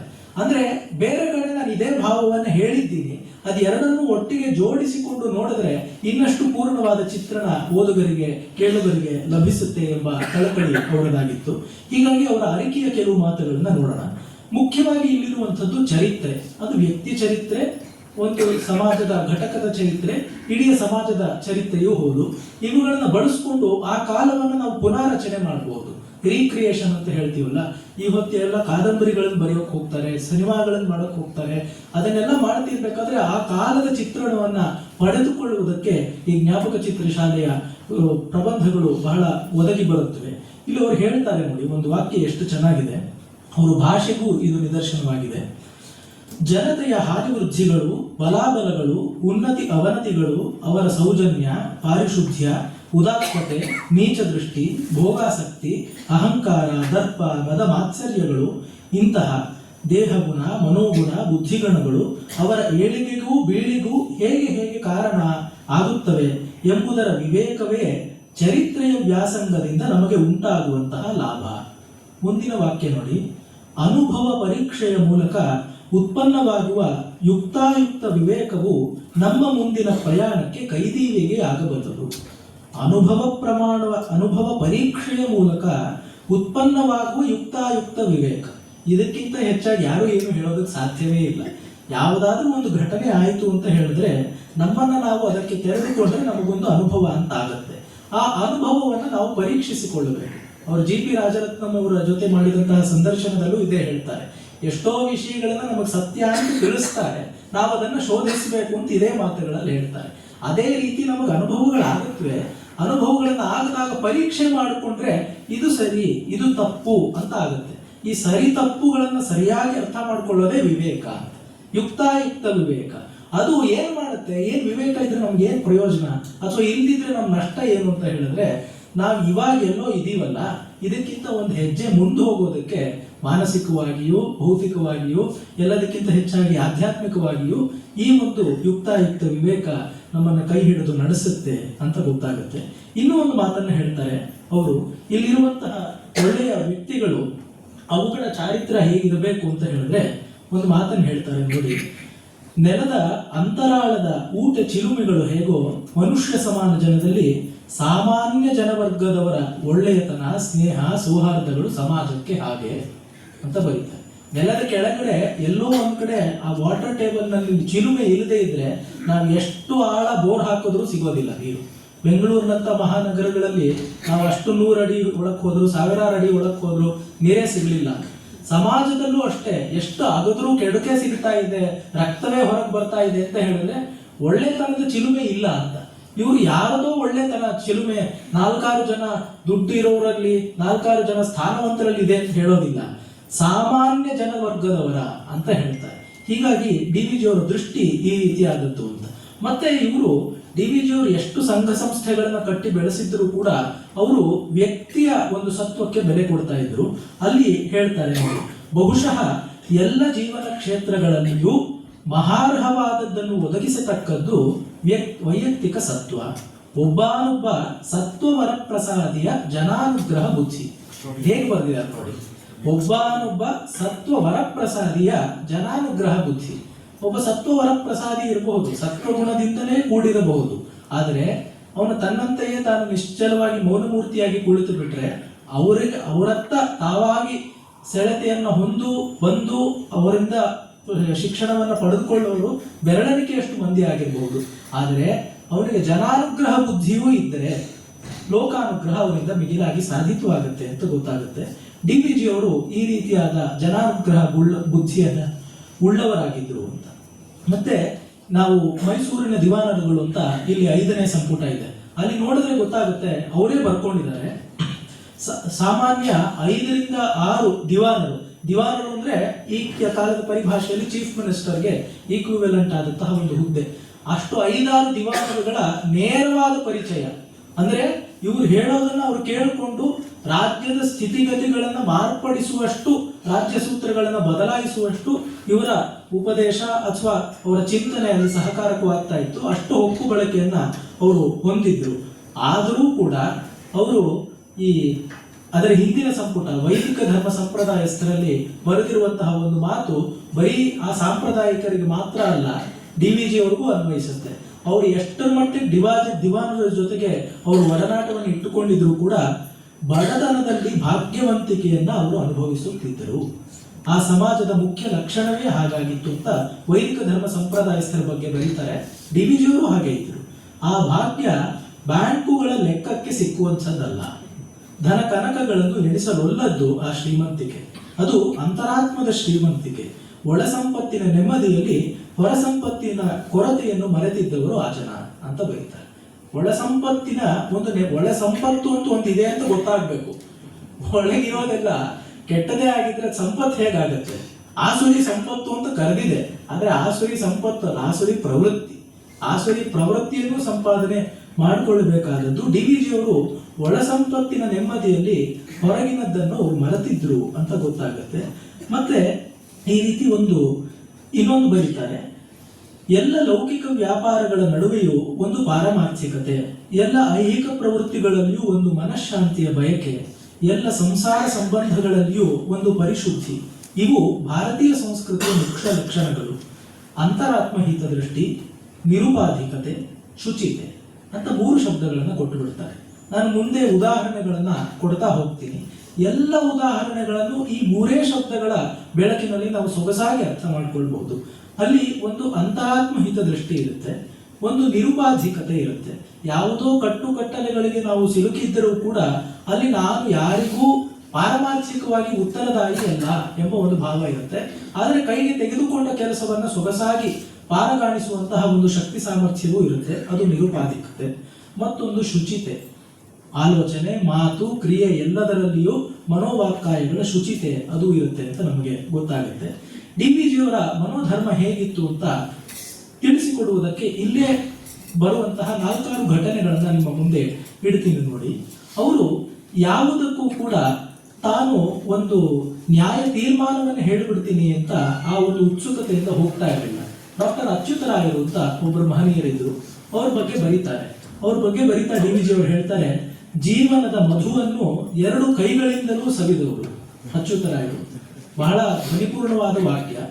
ಅಂದ್ರೆ ಅವರು ಎಲ್ಲ ಬಗೆಯ ವ್ಯಕ್ತಿತ್ವಗಳನ್ನು ಚಿತ್ರಿಸಿದ್ದಾರೆ. ಅವರ ರಸಿಕತೆ ಅಥವಾ ಅವರ ಜೀವನದ ಒಂದು ನಡೆಸುವಂತಹ ರೀತಿ ಕೆಲವೊಮ್ಮೆ ಜನರದ ಒಂದು ದೃಷ್ಟಿಯಲ್ಲಿ ಎಲ್ಲೆಯನ್ನ ಮೀರುತ್ತಿದೆ ಅಂತ ಕೆಲವರು ಟೀಕಿಸ್ತಾ ಇದ್ರಂತೆ. ಡಿ ವಿ ಜಿ ಅವರು ಅಚ್ಯುತರಾಯರು ಒಂದ್ ಕಡೆ ನಡ್ಕೊಂಡು ಹೋಗ್ತಿದ್ದಾಗ, ನೋಡಪ್ಪ ನನ್ನ ಬಗ್ಗೆ ಜನ ಎಲ್ಲ ಹೀಗೆ ಟೀಕೆ ಮಾಡ್ತಾರೆ, ಆ ಥರ ಟೀಕೆ ಮಾಡ್ತಿರುವಂತಹ ಒಬ್ಬ ಮನುಷ್ಯ ಒಂದು ಮನೆ ಕಡೆ ಬೆಟ್ಟು ಮಾಡಿ ತೋರಿಸಿ, ಆ ಮನೆಗೆ ನೀವು ಹೋಗಿ ನೋಡ್ಕೊಂಡು ಬನ್ನಿ, ಅಲ್ಲಿ ಇನ್ನೊಬ್ಬರ ಜೊತೆ ಅವ್ರು ಏನು ವ್ಯವಹಾರ ನಡೆಸ್ತಿದ್ದಾರೆ ನಿಮಗೆ ಗೊತ್ತಾಗುತ್ತೆ. ಡಿ ವಿ ಜಿ ಅವರು ಅದಕ್ಕೆ ಉತ್ತರವಾಗಿ ಹೇಳುವಂತಹ ಮಾತು ಅವರ ವ್ಯಕ್ತಿತ್ವವನ್ನೇ ತೋರಿಸುತ್ತೆ. ನನಗೆ ಅಂಥ ರುಜುವಾತೇನು ಬೇಕಾಗಿಲ್ಲ. ಪುಣ್ಯ ಪಾಪ ವಿಮರ್ಶೆಗೆ ನಾನು ಹೋಗತಕ್ಕವನೇ ಅಲ್ಲ. ಯಾವ ಯಾವ ಜೀವಕ್ಕೆ ಎಲ್ಲೆಲ್ಲಿ ನೆಮ್ಮದಿ ಇದೆಯೋ ಯಾರು ಕಂಡವರು. ಈ ವಾಕ್ಯ ನೋಡಿ, ಯಾವ ಯಾವ ಜೀವಕ್ಕೆ ಎಲ್ಲೆಲ್ಲಿ ನೆಮ್ಮದಿ ಇದೆಯೋ ಯಾರು ಕಂಡವರು. ದೇವರು ಮಾಡಬೇಕಾದ ಕೆಲಸಕ್ಕೆ ನಾನು ಹೇಗೆ ಕೈ ಹಾಕಲಿ. ದೇವರು ಮಾಡಬೇಕಾದ ಕೆಲಸಕ್ಕೆ ನಾನು ಹೇಗೆ ಕೈ ಹಾಕಲಿ ಅಂತ ನಾವು ಅರ್ಥ ಮಾಡ್ಕೊಳ್ಳೋದು. ಡಿ ವಿ ಜಿ ಅವ್ರ ಮಹಾತ್ಮರು ಇಷ್ಟೆಲ್ಲ ವ್ಯಾಸಂಗ ಪಡ್ಕೊಂಡವರು, ಜೀವನಾನುಭವ ಉಳ್ಳವರು. ಅವ್ರು ಹೇಳಬೇಕಲ್ವಾ, ನಿಜವಾಗ್ಲೂ ಹೇಳಬೇಕಲ್ವಾ ಅಂದ್ರೆ ಸ್ನೇಹಿತರಾಗಿ ಹೇಳಬಹುದಾದಂತಹ ಮಾತುಗಳನ್ನ, ಕೊಡಬಹುದಾದಂತಹ ಸಾಂತ್ವನವನ್ನ, ನೀಡಬಹುದಾದಂತಹ ವಿಮರ್ಶೆಯನ್ನು ಹೇಳ್ತಾರೆ. ಆದರೆ ಹಿ ಇಸ್ ನಾನ್ ಜಡ್ಜ್ಮೆಂಟಲ್. ನಮ್ಗೆ ಎಷ್ಟೋ ಜೀವನದಲ್ಲಿ ಬರುವಂತಹ ಸಂದರ್ಭಗಳು ಇದೇ ರೀತಿ ತಾನೆ. ನಾವು ಯಾರನ್ನೋ ಕೇಳಿಸ್ಕೊಳ್ಬೇಕಾಗಿರೋದು, ಅವರಿಂದ ಆ ಅಂತಾನು ಹೇಳಿರೋದಿಲ್ಲ. ಇವ್ರಿಗೆ ಮಾತೇ ಹೊರಡ್ತಾ ಇಲ್ಲ, ಇವ್ರಿಗೆ ಏನೋ ನೆತ್ತಿ ಏನೇನೋ ಅಂದ್ಕೊಂಡ್ಬಿಡ್ತೀವಿ. ಮೊದಲು ಏನ್ ಹೇಳ್ತಿದಾರೋ, ಏನಾಗಿದೆಯೋ ಕಾಣೋಣ. ಅದಕ್ಕಿಂತ ಆಮೇಲೆ ಬರುವಂಥದ್ದು ನಿಜವಾಗ್ಲೂ ನಡೆದದ್ದೇನೋ ನಡೀದೇ ಇರೋದೇನೋ, ಅದು ಒಳ್ಳೇದ ಕೆಟ್ಟದ, ಒಳ್ಳೆದು ಕೆಡಕುಗಳ ಮೂಲಕ್ಕೆ ಬರುವಂತಹ, ಅದರ ಪರಿಣಾಮವಾಗಿ ಬರುವಂತಹ ಪುಣ್ಯ ಪಾಪಗಳು, ಅದನ್ನು ತಕ್ಕಡಿಯಲ್ಲಿ ಹಾಕಿ ತೂಗಿ ಬರುವಂತಹ ಒಬ್ಬ ಕರ್ಮಾಧ್ಯಕ್ಷ, ಈಶ್ವರ, ದೇವರು, ಇಷ್ಟು ಹೋಗುತ್ತೆ ನಿಷ್ಠೆಯಲ್ಲಿ. ಅದನ್ನ ನಾನು ಕೆಳಗಡೆ ಇರೋನು, ಈ ಕೆಳಗಡೆ ಇರೋನು ನಾನು ಹೇಗೆ ಮಾಡಬಲ್ಲಿ. ಹೀಗೆ ಡಿ ವಿ ಜಿ ಅವರು ಈ ಒಂದು ದೃಷ್ಟಿ ನಮಗೆ ಗೊತ್ತಾಗುತ್ತೆ. ಇದೇ ಬಗೆಯ ಒಂದು ಔದಾರ್ಯ, ಒಂದು ಆನುಶಂಸ್ಯ ಅಂತ ನಮ್ಮ ಮಹಾಕಾವ್ಯಗಳಲ್ಲಿ ಬರುತ್ತೆ. ಆನುಶಂಸ್ಯಂ ಪರೋಧರ್ಮ ಅಂತ ರಾಮಾಯಣವು ಮಹಾಭಾರತವು ಘೋಷವಾಕ್ಯದಂತೆ ಸಾರುತ್ತವೆ. ಡಿ ವಿ ಜಿ ಅವರು ಅದನ್ನು ಬಾಳ್ತಾ ಇದ್ರು ಅಂತ. ಅಂದ್ರೆ ಯಾವುದೇ ಕ್ಷುದ್ರವಾದ, ನೀಚವಾದ, ಹೀನವಾದ ದೃಷ್ಟಿಯನ್ನ ಯಾವುದರಲ್ಲಿಯೂ ಇಟ್ಕೊಳ್ಳೋದಲ್ಲ ಅಂತ. ಅವರ ಅಂತರಂಗದ ಸ್ನೇಹಿತರು, ಪ್ರಾಯಶಃ ಅವರಿಗೆ ಅಷ್ಟು ಅಂತರಂಗದ ಸ್ನೇಹಿತರು ಬೆರಳೆಣಿಕೆಯಷ್ಟು ಜೀವನ ಇದ್ದವರು ಹಿರಿಯ ಸಾಹಿತಿಗಳಾಗಿದ್ದಂತಹ ಟಿ ಎಸ್ ವೆಂಕಣ್ಣಯ್ಯನವರು. ಡಿ ವಿ ಜಿ ಅವರಿಗೆ ಬಹಳ ಚಿಕ್ಕ ವಯಸ್ಸಿನಲ್ಲಿ ಪತ್ನಿ ವಿಯೋಗ ಆಯಿತು, ತಮಗೆಲ್ಲರಿಗೂ ಗೊತ್ತಿದೆ. ವೆಂಕಣ್ಣಯ್ಯನವ್ರಿಗೂ ಹಾಗೆ ಆಯಿತು. ಡಿ ವಿ ಜಿ ಅವರು ಪುನರ್ವಿವಾಹ ಆಗಲಿಲ್ಲ. ವೆಂಕಣ್ಣಯ್ಯನವರಿಗೆ ಪುನರ್ವಿವಾಹ ಆಗಬೇಕು ಬೇಡವೋ ಎಂಬಂತಹ ಒಂದು ಜಿಜ್ಞಾಸೆ ಮೂಡಿತು. ಪ್ರಾಯಶಃ ಲಾಲ್ಬಾಗ್ನಲ್ಲಿ ಒಂದು ಸಣ್ಣ ಗುಡ್ಡ ಇದೆ, ಅದರ ಮೇಲೆ ಹತ್ತು ಕುಳಿತುಕೊಂಡು ಸೂರ್ಯ ಅಸ್ತವಾಗ್ತಿರ್ಬೇಕಾದ್ರೆ ಅವರಿಬ್ಬರು ಒಂದು ಸಂಭಾಷಣೆಯನ್ನು ನಡೆಸ್ತಾರೆ. ವೆಂಕಣ್ಣಯ್ಯನವರು ಕೇಳ್ತಾರೆ, ಈ ಸಂದರ್ಭದಲ್ಲಿ ನೀನು ಏನು ಮಾಡಬೇಕು ಅಥವಾ ನನಗೆ ಏನು ಮಾಡಿದ್ರೆ ಒಳ್ಳೇದು ಅಂತ ಅನ್ಸುತ್ತೆ. ಡಿ ವಿ ಜಿ ಅವರು ಇಲ್ಲೂ ಯಾವ ರೀತಿ ಹೇಳ್ತಾರೆ ಅಂದರೆ, ಒಬ್ಬೊಬ್ಬರ ದೇಹ ಧರ್ಮ, ಒಬ್ಬೊಬ್ಬರ ಮನೋಧರ್ಮ ಬೇರೆ ಬೇರೆ ಆಗಿರುತ್ತೆ. ಹೀಗಾಗಿ ಈ ರೀತಿಯ ಸಂದರ್ಭಗಳಲ್ಲಿ ಅವರವರ ತೀರ್ಮಾನಗಳನ್ನು ಅವರವರೇ ತೆಗೆದುಕೊಳ್ಬೇಕು, ನಾನು ನಿನಗೇನು ಹೇಳೋದಿಲ್ಲ ಅಂತ ಹೇಳ್ತೀನಿ. ಆಮೇಲೆ ಕೊನೆ ಡಿ ವಿ ಜಿ ಬೇರೆಯಾಗಿ ನಡೆದ್ರು, ವೆಂಕಣ್ಣಯ್ಯನವರು ಪುನರ್ವಿವಾಹ ಆದರು. ಆಗಿದ್ದಕ್ಕೆ ಡಿ ವಿ ಜಿ ಅವ್ರ ಸಂಬಂಧ ಕಳ್ಕೊಳ್ಳಿಲ್ಲ, ಅವ್ರ ಬಗ್ಗೆ ಕೆಟ್ಟ ಮಾತಾಡಲಿಲ್ಲ, ಅವ್ರ ಸ್ನೇಹ ಇನ್ನಷ್ಟು ಘನಿಷ್ಠವಾಯಿತು. ಒಂದು ಸಣ್ಣ ಬಿರುಕು ಮೂಡಿತು ಅಂತ ಬರೀತಾರೆ, ಕಾರಣ ಬೇರೆ ಇದ್ದಿರಬಹುದು. ಏನೇ ಆದರೂ ಈ ಸಂದರ್ಭದಲ್ಲೂ ಡಿ ವಿ ಜಿ ಎಷ್ಟು ಉದಾರವಾಗಿ ನಡ್ಕೊಳ್ತಾ ಇದ್ರು ಅಂತ ನಮಗೆ ಗೊತ್ತಾಗುತ್ತೆ. ಮತ್ತೆ ಡಿ ವಿ ಜಿ ಅಂತಹ ಧರ್ಮದೃಷ್ಟಿಯಂತಹ ಉಳ್ಳವರು ಅವ್ರು ಮಾತ್ರ ಮಾಡಬಹುದಾದಂತಹ ಎಷ್ಟೋ ಕೆಲಸಗಳು ಏನು ಅಂತ ಹೇಳಿದ್ರೆ, ನಮ್ಮ ಸಮಾಜದಲ್ಲಿ ನಿಜವಾಗ್ಲೂ ಆಗಬೇಕಾಗಿರುವಂಥದ್ದು, ಸಮಾಜದ ಹಿರಿಯರು ಪ್ರಾಜ್ಞರು ಅಂತ ಯಾರಿರ್ತಾರೋ ಅವ್ರು ಮಾಡಬಹುದಾದಂತಹ ಕೆಲಸ ಏನು ಅಂದ್ರೆ, ಸಾಮಾನ್ಯ ಜನರಿಗೆ ದಿನನಿತ್ಯ ಬರುವಂತಹ ಸಾಮಾನ್ಯವಲ್ಲದ ಕೆಲವೊಂದು ನೈತಿಕ ಪ್ರಶ್ನೆಗಳು, ಧರ್ಮ ಸಂಕಟ ಅಂತ ನಾವೆಲ್ಲರೂ ಕೇಳ್ತೀವಿ, ಮಾತಾಡ್ತೀವಲ್ಲ, ಆ ಥರ ಸಂದರ್ಭಗಳಲ್ಲಿ ಒಬ್ಬರು ನಿಜವಾಗ್ಲೂ ತಿಳುವಳಿಕೆ ಇರೋರು, ಜೀವನವನ್ನು ಚೆನ್ನಾಗಿ ಅರ್ಥೈಸಿಕೊಂಡವರು ಹೇಳಬಹುದಾದಂತಹ ಮಾತುಗಳು, ಅಂಥ ಜನ ಸಮಾಜದಲ್ಲಿದ್ದರೆ ಅದು ಸ್ವಸ್ಥ ಸಮಾಜ ಅಂತ ಅನ್ನಿಸ್ಕೊಳ್ಳುತ್ತೆ. ಆ ರೀತಿ ಒಬ್ಬ ಸಜ್ಜನರಿದ್ರು, ಧರ್ಮಪ್ರಕಾಶ ಸಜ್ಜನರಾಯರು ಅಂತ ಬೆಂಗಳೂರಿನ ವಿಶ್ವೇಶ್ವರಪುರದಲ್ಲಿ ಇದ್ರು. ಅವರು ಬಹಳ ಶ್ರೀಮಂತರು, ಆದರೂ ಕೂಡ ಜನರಿಂದಲೇ ಅವರು ಧನ ಸಂಗ್ರಹವನ್ನು ಮಾಡಿ ಸುಬ್ರಹ್ಮಣ್ಯ ದೇವಾಲಯವನ್ನ ಬೆಂಗಳೂರಿನ ವಿಶ್ವೇಶ್ವರಪುರದಲ್ಲಿ ಕಟ್ಟಿಸಿದ್ದಾರೆ. ಈ ಹೊತ್ತಿಗೂ ಅವರ ಹೆಸರಿನಲ್ಲಿ ಅಲ್ಲೊಂದು ವೃತ್ತ ಇದೆ, ಸಜ್ಜನರಾವ್ ಸರ್ಕಲ್ ಅಂತ. ಅದನ್ನ ಮತ್ತು ಒಂದು ಕಲ್ಯಾಣ ಮಂಟಪವನ್ನ ಅವರು ಕಟ್ಟಿಸಿದ್ರು. ಒಂದು ದಿನ ಮಧ್ಯಾಹ್ನದ ವೇಳೆ ಸಜ್ಜನರಾಯರು ಡಿ ವಿ ಜಿ ಅವರ ಮನೆಗೆ ಧಾವಿಸಿ ಬರ್ತಾರೆ. ಡಿ ವಿ ಜಿ ಅವರು ಕೇಳ್ತಾರೆ, ಏನು ಇಷ್ಟು ಬಿಸಿಲಿನ ಹೊತ್ತಿನಲ್ಲಿ ಬಂದಿದ್ದೀರಾ, ಯಾತಕ್ಕಾಗಿ ಬಂದ್ರಿ, ಏನು ಉದ್ದೇಶ ಅಂತ. ಅಪ್ಪ, ನಮ್ಮ ಧರ್ಮ ಉಳಿಯುತ್ತಾ, ನಮ್ಮ ಹಿಂದೂ ಧರ್ಮ ಸನಾತನ ಧರ್ಮ ಉಳಿಯುತ್ತಾ, ಹೀಗೆ ಉಳಿಯುತ್ತೆ ಅಂತ ನಿಮ್ಗೆ ಅನ್ಸುತ್ತಾ? ಏನ್ ಸಜ್ಜನರಾಯರೇ, ನಿಮ್ಮನ್ಸವರು, ನಿಮ್ಮ ಹೆಸರೇ ಧರ್ಮಪ್ರಕಾಶ ಅಂತ, ನೀವು ಕೇಳಬಹುದಾದ ಮಾತೇ ಇದು ಅಂತ ಹೇಳಿದ್ರೆ, ಇಲ್ಲ, ನಾನು ಏನೋ ದೇವಸ್ಥಾನವನ್ನ ಒಂದು ಒಳ್ಳೆ ಉದ್ದೇಶದಿಂದ ಒಂದು ಒಳ್ಳೆ ಭಾವನೆ ಇಟ್ಕೊಂಡು ಕಟ್ಟಿಸ್ಬಿಟ್ಟೆ, ಜನ ಎಲ್ಲ ಏನ್ ಆಡ್ತಾ ಇದ್ದಾರೆ ಅಂತ ಹೇಳಿದ್ರೆ ಆ ದೇವಸ್ಥಾನದ ಮೇಲೆ ಯಾಕಪ್ಪ ದುಡ್ಡು ಹಾಕಿದ್ರೆ, ಒಂದು ಶಾಲೆಯನ್ನು ಒಂದು ಆಸ್ಪತ್ರೆಯನ್ನು ಕಟ್ಟಿಸಿದ್ರೆ ಆಗ್ತಾ ಇರ್ಲಿಲ್ವೇ, ಹೆಚ್ಚು ಜನ ಇದ್ದೀರಲ್ಲ, ಆ ಒಳಿತು ಯಾಕೆ ಆಗ್ಬೇಕು, ಒಬ್ಬ ಮನುಷ್ಯ ಇನ್ನೊಬ್ಬ ಮನುಷ್ಯನಿಗೆ ಒಳಿತು ಯಾಕೆ ಮಾಡ್ಬೇಕು ಅಂತ ಹೇಳಿದಾಗ ಇದು ನೀತಿ ಮೂಲದ ಒಂದು ಪ್ರಶ್ನೆ ಆಗುತ್ತೆ. ಅದು ಧರ್ಮ ಅಂತ ಹೇಳಿದಾಗ ಧರ್ಮಕ್ಕೂ ಒಂದು ಪ್ರಶ್ನೆ ಬರುತ್ತಲ್ಲ, ಧಾರ್ಮಿಕವಾಗಿ ಯಾಕೆ ಇರಬೇಕು ಅಂತ ಬಂದಾಗ, ಇಲ್ಲ ತಾನು ಧಾರ್ಮಿಕವಾಗಿ ಇಲ್ದಿದ್ರೆ ಅದು ಪ್ರೇಯಸ್ಸು, ಧಾರ್ಮಿಕವಾಗಿದ್ರೆ ಪ್ರೇಯಸ್ಸು, ಎಷ್ಟೋ ಶಾಸ್ತ್ರದಲ್ಲಿ ಉತ್ತರಗಳಿವೆ. ಇದು ಎಲ್ಲದಕ್ಕೂ ಮೂಲವಾಗಿರುವಂಥದ್ದು ಒಂದು ಭಗವದ್ಭಕ್ತಿ. ದೇವರೇ ಇಲ್ಲ ಅಂತ ಆದ್ರೆ, ಅಥವಾ ಸಾಮಾನ್ಯ ಜನರ ಮಟ್ಟದಲ್ಲಿ ಆಸ್ತಿಕ್ಯವೇ ನಶಿಸಿ ಹೋದರೆ ಏನಾಗುತ್ತೆ ಅಂತ ಹೇಳಿದ್ರೆ, ಒಂದು ಕಟ್ಟು ಕಿತ್ತಂತಹ ಒಂದು ಕಡಸು ಹಸು ಎಲ್ಲ ಕಡೆ ಹೋಗಿ ಎಲ್ಲವನ್ನು ಮೇಯದೆ ಓಡಾಡಿ ಯಾರಿಗೂ ಅಂಕಕ್ಕೆ ಸಿಕ್ಕದೆ ಎಲ್ಲ ಆಡಾಡಿ ಬಿಡುತ್ತಲ್ಲ, ಆ ರೀತಿಯ ಒಂದು ಬದುಕಾಗುತ್ತೆ, ಏಕಸೂತ್ರತೆ ಇರೋದಿಲ್ಲ. ಹೀಗಾಗಿ ನೀವು ಎಲ್ಲ ಜನರಿಗೂ ಬೇಕಾಗುವಂತಹ ಆ ಒಳಿತಿಗೂ ಕೂಡ ಕಾರಣವಾದ ಭಗವದ್ಭಕ್ತಿ, ಒಳಿತನ್ನು ಎಲ್ಲ ಜನರೂ ಕೂಡ ನಶಿಸಿ ಹೋದರೂ ಮತ್ತೆ ಆ ಒಳಿತಿನ ವಿಶ್ವಾಸವನ್ನ ಮೂಡಿಸಬಹುದಾದಂಥದ್ದು ಈ ಭಗವಂತನ ಪರಿಕಲ್ಪನೆ. ಆ ಕೆಲಸವನ್ನ ನೀವು ಮಾಡಿದ್ದೀರೋ ತಪ್ಪಲ್ಲ ಅಂತ ಹೇಳಿ ಅವರಿಗೆ ಧೈರ್ಯವನ್ನು ತುಂಬುತ್ತಾರೆ. ಅಂದ್ರೆ ನೋಡಿ, ಧರ್ಮಪ್ರಕಾಶ ಸಜ್ಜನರಾಯರು ಎಂಬಂತಹ ಸಮಾಜದಲ್ಲಿ ಲಬ್ಧ ಪ್ರತಿಷ್ಠರಾದಂತಹ, ಸಾಕಷ್ಟು ಸಂಪಾದನೆಯೂ ಮಾಡಿದಂತಹ ಒಬ್ಬರು ಮಹನೀಯರು. ಅವರು ಒಳ್ಳೆ ಕೆಲಸವನ್ನ ಮಾಡಿ ಸ್ವಯಂ ಅನುಷ್ಠಿಸಿ ಅವರು ತಮ್ಮ ಅಂತರಂಗಕ್ಕೆ ಒಂದು ಪರಿಪಾಕವನ್ನು ತಂದುಕೊಂಡಿದ್ರು. ಹೀಗಿದ್ರೂ ಕೂಡ ಅಂಥವರಿಗೂ ಕೆಲವೊಮ್ಮೆ ಈ ಧರ್ಮಕರ್ಮ ಸಂಮೂಢತೆ ಉಂಟಾಗುತ್ತೆ. ಆಗ ಬಂದಿದ್ದು ಭಗವದ್ಗೀತೆ ಯಾಕೆ ಬಂದಿದ್ದು, ಪ್ರಶ್ನೆ ಬಂದಿದ್ದು ಅರ್ಜುನನಿಗೆ. ಅರ್ಜುನ ಏನ್ ಸಾಮಾನ್ಯದವನ, ಎಷ್ಟು ಯುದ್ಧಗಳನ್ನು ಮಾಡಿದ್ದ, ಆ ಸಂದರ್ಭದಲ್ಲಿ ಬರುವಂತಹದ್ದು ಒಂದು ಪ್ರಶ್ನೆ.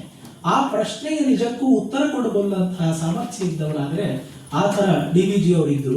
ಇದರ ಮೂಲಕ ಈ ಇವಾಗ ನಾನು ಏನು ಹೇಳಕ್ ಹೊರಟಿದ್ದೀನಿ ಅಂದ್ರೆ, ಜ್ಞಾಪಕ ಚಿತ್ರಶಾಲೆಯೇ ಇರಲಿಲ್ಲ ಅಂತ ಅಂದ್ಕೊಳ್ಳಿ. ಡಿ ವಿ ಜಿ ಏನು ತಮ್ಮ ಬಗ್ಗೆ ಬಂದಾಗ ಅವ್ರು ಬೇರೆಯವ್ರ ಬಗ್ಗೆನೇ ಹೇಳ್ತಾ ಇದ್ರು, ತಮ್ಮ ಬಗ್ಗೆ ಹೇಳ್ತಾನೆ ಇರಲಿಲ್ಲ.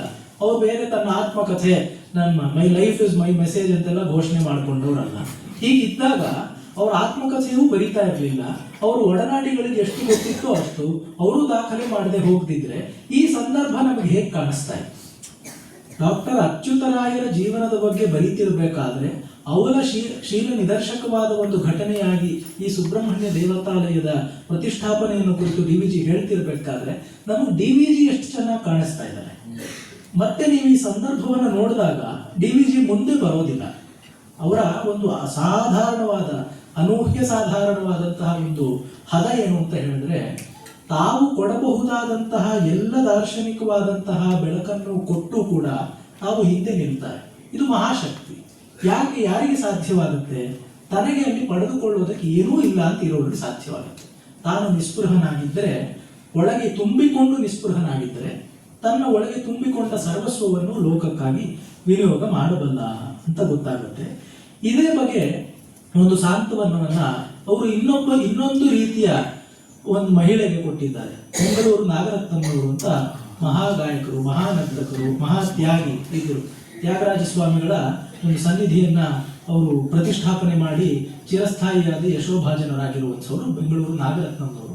ಅವರು ತಮ್ಮ ಜೀವನದ ಸಂಧ್ಯೆಯಲ್ಲಿ ಬಹಳ ಬಳಲಿ ಅವರು ರುಗ್ನಶೈಯಲ್ಲಿ ಮಲಗಿದ್ದಾಗ ಅವ್ರು ಹೇಳ್ತಾರೆ, ಡಿ ವಿ ಜಿ ಅವರನ್ನ ಕಾಣೋದಕ್ಕೆ ಹೋಗಿರ್ತಾರೆ. ಹಾಗೂ ಅವರು ಕುಳಿತನಲ್ಲಿ ಚುಟುಕಿನಲ್ಲಿ ಬಹಳ ಸೊಗಸಾಗಿ ವಾಕ್ಯಾರ್ಥಾಭಿನಯ ಮಾಡಿ ತೋರಿಸಿದ್ರು. ಇದೆಲ್ಲ ವಿವರಗಳನ್ನು ಬರೆದಾದ ಮೇಲೆ ಅವ್ರು ಹೇಳ್ತಾರೆ, ನೋಡಪ್ಪ, ನನಗೆ ಹುಟ್ಟಾಗಿ ಹೆಸರಿಟ್ಟಿದ್ದು ನಾಗರತ್ನ ಅಂತ, ಆಮೇಲೆ ಆಗಿದ್ದು ಭೋಗರತ್ನ, ಈಗ ಆಗಿರುವುದು ರೋಗರತ್ನ ಅಂತ ಹೇಳಿ ಪಾಪ ಆಕೆ ಬಹಳ ಬೇಸರ ಪಟ್ಕೊಳ್ತಾರೆ. ಡಿ ವಿ ಜಿ ಅವರು ಆ ಸಂದರ್ಭದಲ್ಲಿ ಏನು ಹೇಳ್ತಾರೆ ಅಂದರೆ, ನೀವು 2 ರತ್ನಗಳನ್ನು ಮರೆತು ಬಿಟ್ರಿ ಅಂತ ಹೇಳ್ತಾರೆ. ಏನದು ಅಂತ ಹೇಳಿದ್ರೆ, ನೀವು ನಿಜವಾಗ್ಲೂ ಆಗಿರುವಂಥದ್ದು ರಾಗರತ್ನ, ಅದಕ್ಕಿಂತ ಹೆಚ್ಚಾಗಿ ತ್ಯಾಗರತ್ನ. ತ್ಯಾಗರಾಜರ ಆಯೋಜನೆಯನ್ನು ಮಾಡಿಸಿದ್ರಲ್ಲ, ನಿಮ್ಮ ಗಾನಸುಧಿಯ ಮೂಲಕ ನೀವು ಎಷ್ಟು ಜನರಿಗೆ ಆನಂದವನ್ನು ತುಂಬಿಕೊಟ್ಟಿದ್ದೀರಿ, ಅದಕ್ಕೆ ನೀವು ರಾಗರತ್ನ. ಆ ತ್ಯಾಗರಾಜರ ಆಲಯದ ಮೂಲಕ ಇನ್ನೂ ಹೆಚ್ಚು ತ್ಯಾಗವನ್ನು ಮಾಡಿದ್ದೀರಿ, ಅವ್ರು ಏನೂ ತಮಗಾಗಿ ಇರಿಸ್ಕೊಳ್ಳದೆ ಲೋಕದ್ದೆಲ್ಲ ತಂದುಕೊಂಡು ಅಲ್ಲಿ ಆಲಯವನ್ನು ಮಾಡಿದ್ರಲ್ಲ ಆ ಕಾಲಕ್ಕೆ ಇವತ್ತಿಗೂ ಪ್ರತಿ ವರ್ಷ ಅಲ್ಲಿ ತ್ಯಾಗರಾಜರ ಆರಾಧನೆ ಅಷ್ಟು ವೈಭವದಿಂದ ನಡೆಯೋದಕ್ಕೆ ಅವ್ರ ಆಲಯ ಮಾಡದಿದ್ರೆ ಸಾಧ್ಯವೇ ಆಗ್ತಾ ಇರಲಿಲ್ಲ. ಅದನ್ನೆಲ್ಲ ಏರ್ಪಾಟು ಮಾಡಿದವರು. ಹೀಗೆ ಅಂದ್ರೆ ನೋಡಿ, ಮತ್ತೆ ಬೆಂಗಳೂರು ನಾಗರತ್ನಂನವರು ಸಾಮಾನ್ಯದವರಲ್ಲ. ಅವರ ಕ್ರತುಶಕ್ತಿ ಅಷ್ಟು ಚೆನ್ನಾಗಿತ್ತು. ಆ ಕಾಲದಲ್ಲಿ ಹಿನ್ನೆಲೆಯಿಂದ ಬಂದು ಸಮಾಜದಲ್ಲಿ ಒಳ್ಳೆಯ ಹೆಸರನ್ನ ಗಳಿಸಿ ಈ ರೀತಿ ಎಲ್ಲ ಮಾಡ್ಬೇಕಾದ್ರೆ ಬಹಳ ಕಷ್ಟ ಇತ್ತು. ಹಾಗೆಲ್ಲ ಮಾಡಿಕೊಂಡವರಿಗೂ ಅವರು ವೃದ್ಧಶೈಲಿಯಲ್ಲಿ ಮಲಗಿದ್ದಾಗ ಈ ರೀತಿ ಪ್ರಶ್ನೆ ಬರುತ್ತೆ, ಕುಗ್ಗುತನ ಬರುತ್ತೆ ಅಂದಾಗ, ಕುಗ್ಗಿದ್ದಾಗಲೇ ತಾನೇ ನಮಗೆ ಒಂದು ಏರಿನ ಬೆಲೆ ಗೊತ್ತಾಗೋದು. ಆ ಏರು ಏನೇನೋ ಇದ್ರೆ ಸುಮ್ಮನೆ ತಾತ್ಕಾಲಿಕವಾದ ಹುರಿದುಂಬಿಸುವ ಮಾತಲ್ಲ. ಹುರಿದುಂಬಿಸುವ ಮಾತಿನಲ್ಲಿಯೂ ಪರಮ ಸತ್ಯವನ್ನ ಹೇಳುವಂಥದ್ದು DVG ಅವರ ಸಾಮರ್ಥ್ಯ. ಈ ರೀತಿ ಅವರು ಮಾಡ್ತಾ ಇದ್ರು ಅಂತ ನಮಗೆ ಗೊತ್ತಾಗುತ್ತೆ. ಮತ್ತೆ ಅವರು ಈ ರೀತಿ ದೇವಸ್ಥಾನ ಕಟ್ಟೋದಕ್ಕೆಲ್ಲ ಸಮರ್ಥನೆ ಕೊಡ್ತಾ ಇದ್ರು, ದೊಡ್ಡ ದೊಡ್ಡ ಸಂಗತಿಗಳನ್ನ ಮಾಡ್ತಿದ್ರು. ಅಂದ್ರೆ ಅವ್ರ ಧರ್ಮ ಪ್ರಜ್ಞೆ ಯಾವ ರೀತಿ ಆದದ್ದು ಅಂದ್ರೆ ತುಂಬಾ ದೊಡ್ಡ ದೊಡ್ಡ ಸಂಗತಿಗಳಿಗೆ ಮಾತ್ರ ಅಲ್ಲ, ಚುಟುಕುವಾದ ಕ್ಷುದ್ರವಾದ ಸಂಗತಿಗಳಲ್ಲೂ ಕೆಲಸ ಮಾಡಬೇಕು. ಧರ್ಮ ಅಂದ್ರೆ ಅದೇ, ವಿಶ್ವಸ್ಯ ಧರ್ಮೋ ವಿಶ್ವಸ್ಯ ಜಗತಃ ಪ್ರತಿಷ್ಠಾ ಅಂತ ವೇದ ಹೇಳಿದಾಗ, ಜಗತ್ತಿನಲ್ಲಿ ಜಗತಃ ಪ್ರತಿಷ್ಠಾ ಅಂತ ಆಗ್ಬೇಕಾದ್ರೆ ದೊಡ್ಡ ದೊಡ್ಡ ಸಂಗತಿಗಳನ್ನ, ಒಂದು ಹಿಮಾಲಯ ಪರ್ವತವನ್ನ, ಆಲ್ಪ್ಸ್ ಅನ್ನ ಎತ್ತಿ ಹಿಡಿದ್ಬಿಟ್ರೆ ಸಾಲದು.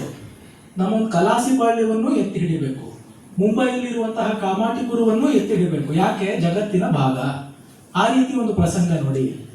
ಬೆಳ್ಳಾವಿ ವೆಂಕಟನಾರಾಯಣನವರು ಅಂತ ಬಹಳ ಅದ್ಭುತವಾದ ವ್ಯಕ್ತಿತ್ವ. ಅವರು ಒಬ್ಬರಿದ್ದರು. ಅವರನ್ನು ಕುರಿತು ಬರೆಯಬೇಕಿರ್ಬೇಕಾದ್ರೆ ಒಂದು ಸಣ್ಣ ಕ್ಷುದ್ರವಾದ ಸಂದರ್ಭ ಬರೀತಾರೆ. ಈ ವೈದಿಕರು ಅವರ ಸಣ್ಣತನವನ್ನು ಕುರಿತು ಹೇಳುವಂಥದ್ದು. ಅಲ್ಲಿ ಬೆಂಗಳೂರಿನಲ್ಲಿ ಒಂದು ಗಣಪತಿಯ ಆಲಯ ಇದೆ, ದೊಡ್ಡ ಬಸವಣ್ಣನ ಗುಡಿ, ಎಲ್ಲರಿಗೂ ಗೊತ್ತು.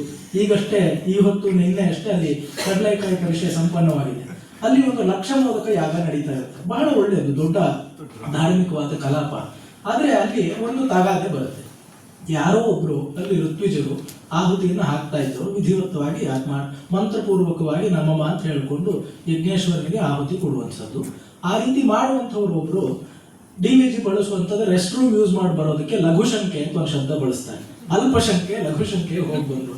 ಆ ರೀತಿ ಹೊರಗಡೆ ಬಂದು ಆ ದೇಹ ಭಾರವನ್ನು ಇಳಿಸ್ಕೊಂಡು ಬಂದು ಆಚಮನ ಮಾಡ್ದಿರ, ಕಾಲು ತೊಳ್ಕೊಳ್ದಿರ ಬಂದು ಹಾಗೆ ಆಹುತಿ ಹಾಕ್ಬಿಟ್ರು ಅಂತ ಒಂದು ದೊಡ್ಡ ತಕರಾರು ಆಗ್ಬಿಡುತ್ತೆ.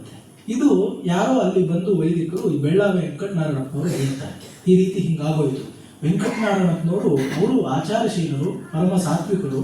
ಅವರಿಗೆ ಬಹಳ ಸಾತ್ವಿಕವಾದ ಒಂದು ಆಕ್ರೋಶ ಬಂದ್ಬಿಡುತ್ತೆ. ಏನಪ್ಪ ಹೀಗುಂಟೆ ಅಂತೆಲ್ಲ ಹೇಳಿಬಿಟ್ಟು ಅವ್ರು ಬಹಳವಾಗಿ ಇದಕ್ಕೆ ನಾವು ಏನಾದರೂ ಒಂದು ಮಾಡಲೇಬೇಕು ಅಂತ.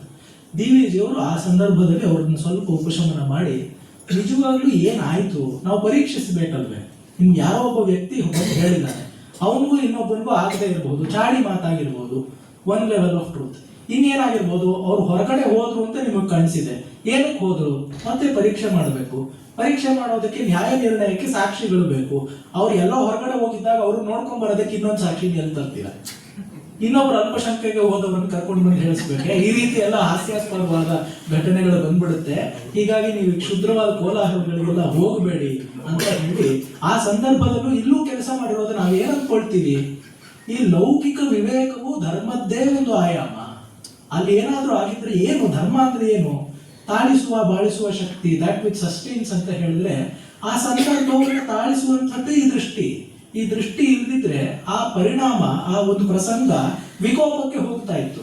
ವಿಕೋಪವಾಗದಂತೆ, ನಿಜಕ್ಕೂ ಸತ್ಯಕ್ಕೆ ದೂರವಾಗದಂತೆ ತಾಳಿಸಿರುವಂಥದ್ದು ಇದೇ ಧರ್ಮ ದೃಷ್ಟಿ. ಅದು DVG ಅವ್ರಿಗಿತ್ತು ಅಂತ ಗೊತ್ತಾಗುತ್ತೆ.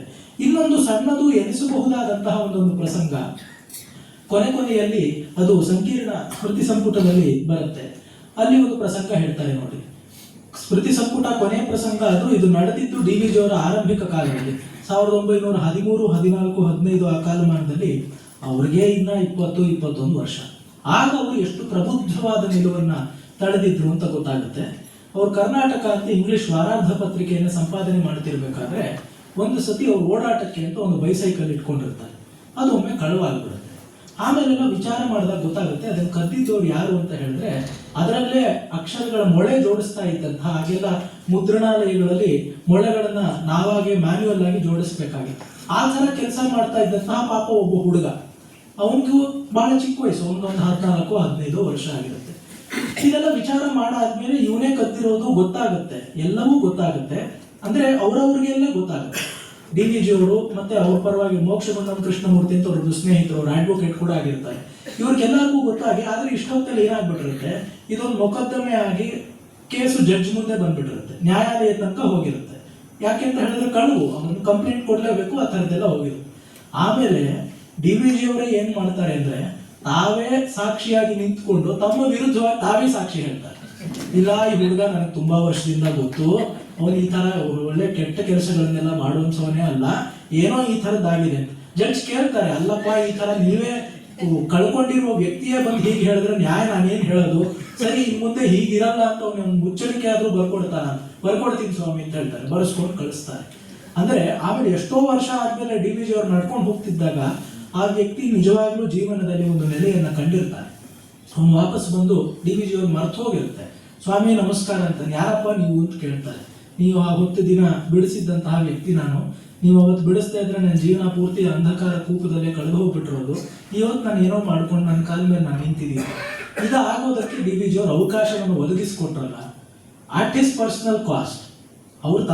ಅವ್ರೇನು ತುಂಬಾ ಶ್ರೀಮಂತರಲ್ಲ, ಅವರು ಸೈಕಲ್ ಇಟ್ಕೊಂಡಿದ್ರು, ಇದೆಲ್ಲ ಸರಿ. ಆದರೆ ಅವರು ಈ ತರ ಒಂದು ನಿರ್ಣಯವನ್ನು ತೆಗೆದುಕೊಳ್ಳೋದಕ್ಕೆ ಅವರು ಸಮರ್ಥರಾಗಿದ್ದು ಅಂತ ನಮಗೆ ಗೊತ್ತಾಗುತ್ತೆ. ಇನ್ನು ಎಷ್ಟೋ ಸಂದರ್ಭಗಳಲ್ಲಿ ಪ್ರಮುಖವಾದ ಕೆಲವನ್ನ ನಾವು ಗಮನಿಸ್ಕೊಂಡು ಹೋಗೋದಾದ್ರೆ, ಮೊದಲನೆಯ ಸಂಪುಟವೇ ಪ್ರಾರಂಭವಾಗೋದು 3 ಜನ ವಿದ್ವಾಂಸರ ಸಮಾಜ ಹಿತಚಿಂತಕರ ಒಂದು ಚಿತ್ರಗಳಿಂದ. ಕೆ ರಾಮಚಂದ್ರ ರಾಯರು, ಕೆ ಕೃಷ್ಣಸ್ವಾಮಿ ಅಯ್ಯರ್ ಮತ್ತು MG ವರದಾಚಾರ್ಯರು. ಅವ್ರನ್ನ ಕುರಿತು ಹೇಳ್ತಿರ್ಬೇಕಾದ್ರೆ, ವಿವೇಕಾನಂದರ ಸಾಕ್ಷಾತ್ ಶಿಷ್ಯರಲ್ಲಿ ಒಬ್ಬರು ಸ್ವಾಮಿ ಅಭೇದಾನಂದರು. ಅವರು ಗುರುಭಾಯಿಗಳಲ್ಲಿ ಒಬ್ಬರು, ಅವರ ಗುರುಭಾಯಿಗಳಲ್ಲಿ ಒಬ್ಬರು ಅಭೇದಾನಂದರು.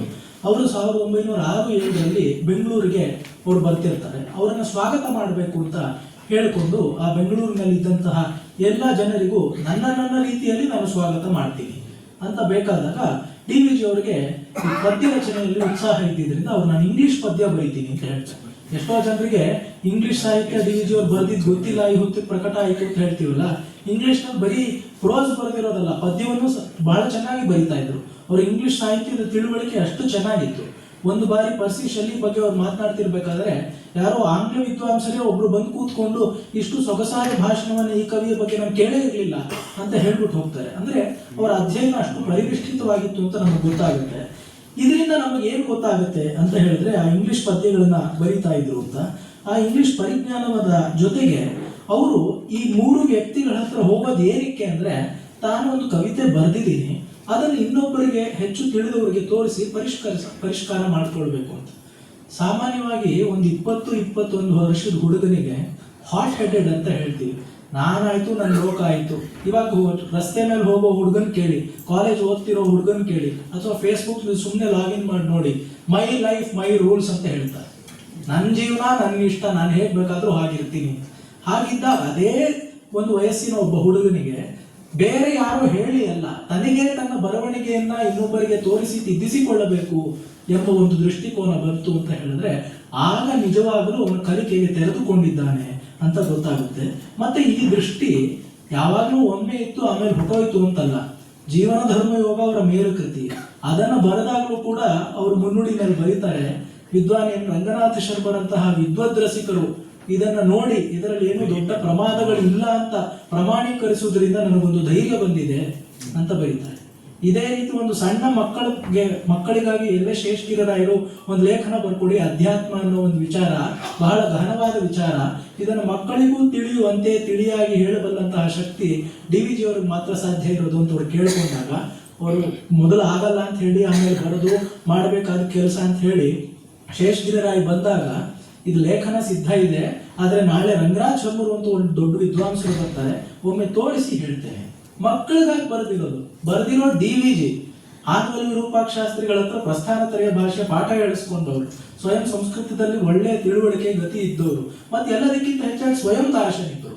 ಅವ್ರು ಬರೆದಿದ್ರು, ಇಲ್ಲ ನಾನಾಗಿ ಬರೆದಿರೋದನ್ನು ಇನ್ನೊಬ್ರು ವಿದ್ವಾಂಸರು ಕಂಡು ಹೇಳಬೇಕು ಅಂತ ಗೊತ್ತಾಗುತ್ತೆ ಅಂತ. ಮತ್ತೆ ಒಂದು ಶೀಲ ನಿದರ್ಶಕವಾದ ಘಟನೆ ಅಂತ ಹೇಳ್ತಲ್ಲ, ಅಲ್ಲಿ ನೋಡಿ, ಒಂದು ಕೆ ಕೃಷ್ಣಸ್ವಾಮಿ ಅಯ್ಯರ್ ಅವ್ರ ಬಗ್ಗೆ ಬರೀತಿರ್ಬೇಕಾದ್ರೆ, ಒಂದು ರಾತ್ರಿ ಅವರ ಶಿಷ್ಯರು ಒಬ್ರು ಅನಂತ ಶಾಸ್ತ್ರಿಗಳು ಅಂತ, ಅವರು ರಾತ್ರಿ ಒಮ್ಮೆ ತಮ್ಮ ಗುರುಗಳು ಅಯ್ಯರ್ ಅವ್ರ ಮನೆಗೆ ಬಂದು ಅವರಿಗೆ ಎಷ್ಟೋ ದಿವಸದಿಂದ ಯಾಕೋ ಈ ಹೊತ್ತು ಕೇದಾರ ಗೌಡ ರಾಗದ ಬಗ್ಗೆ ಮನಸ್ಸು ಹೋಗ್ತಿದೆಯಾ ಅಂತ ಹೇಳ್ತಾರೆ. ಅಪ್ಪಣೆ ಆದ್ರೆ ನಾನು ಸಿದ್ಧ ಅಂತ ಹೇಳ್ತಾರೆ ಅನಂತ ಶಾಸ್ತ್ರಿಗಳು. ಅಂದ್ರೆ ಕೇದಾರ ಗೌಡ ಅನಂತ ಶಾಸ್ತ್ರಿಗಳು ಒಳ್ಳೆ ಸಂಗೀತಗಾರರು, ನಾನು ಹಾಡಬಲ್ಲೆ ಅಂತ. ಆಗ ಆ ಹೊತ್ತಿನಲ್ಲಿ 3-4 ಜನ ಇರ್ತಾರಂತೆ. ಒಳಗಡೆ ಹೋಗಿ ಸಂಧ್ಯಾ ವಂದನೆ ಕರೆ ಬಂತು ಅಂತ ಹೇಳ್ತಾರೆ. ಊಟ ಮುಗಿಸ್ಕೊಂಡು ಬಂದು ಆ ಹೊತ್ತು ರಾತ್ರಿ ಸುಮಾರು 8 ಗಂಟೆಯಿಂದ 11 ಗಂಟೆವರೆಗೆ ಬಹಳ ಒಳ್ಳೆಯ ಸಂಗೀತವನ್ನು ನಾವು ಕೇಳಿದ್ವಿ. ಆಗ ಅದನ್ನು ಉಪಸಂಹಾರ ಮಾಡ್ತಾರೆ.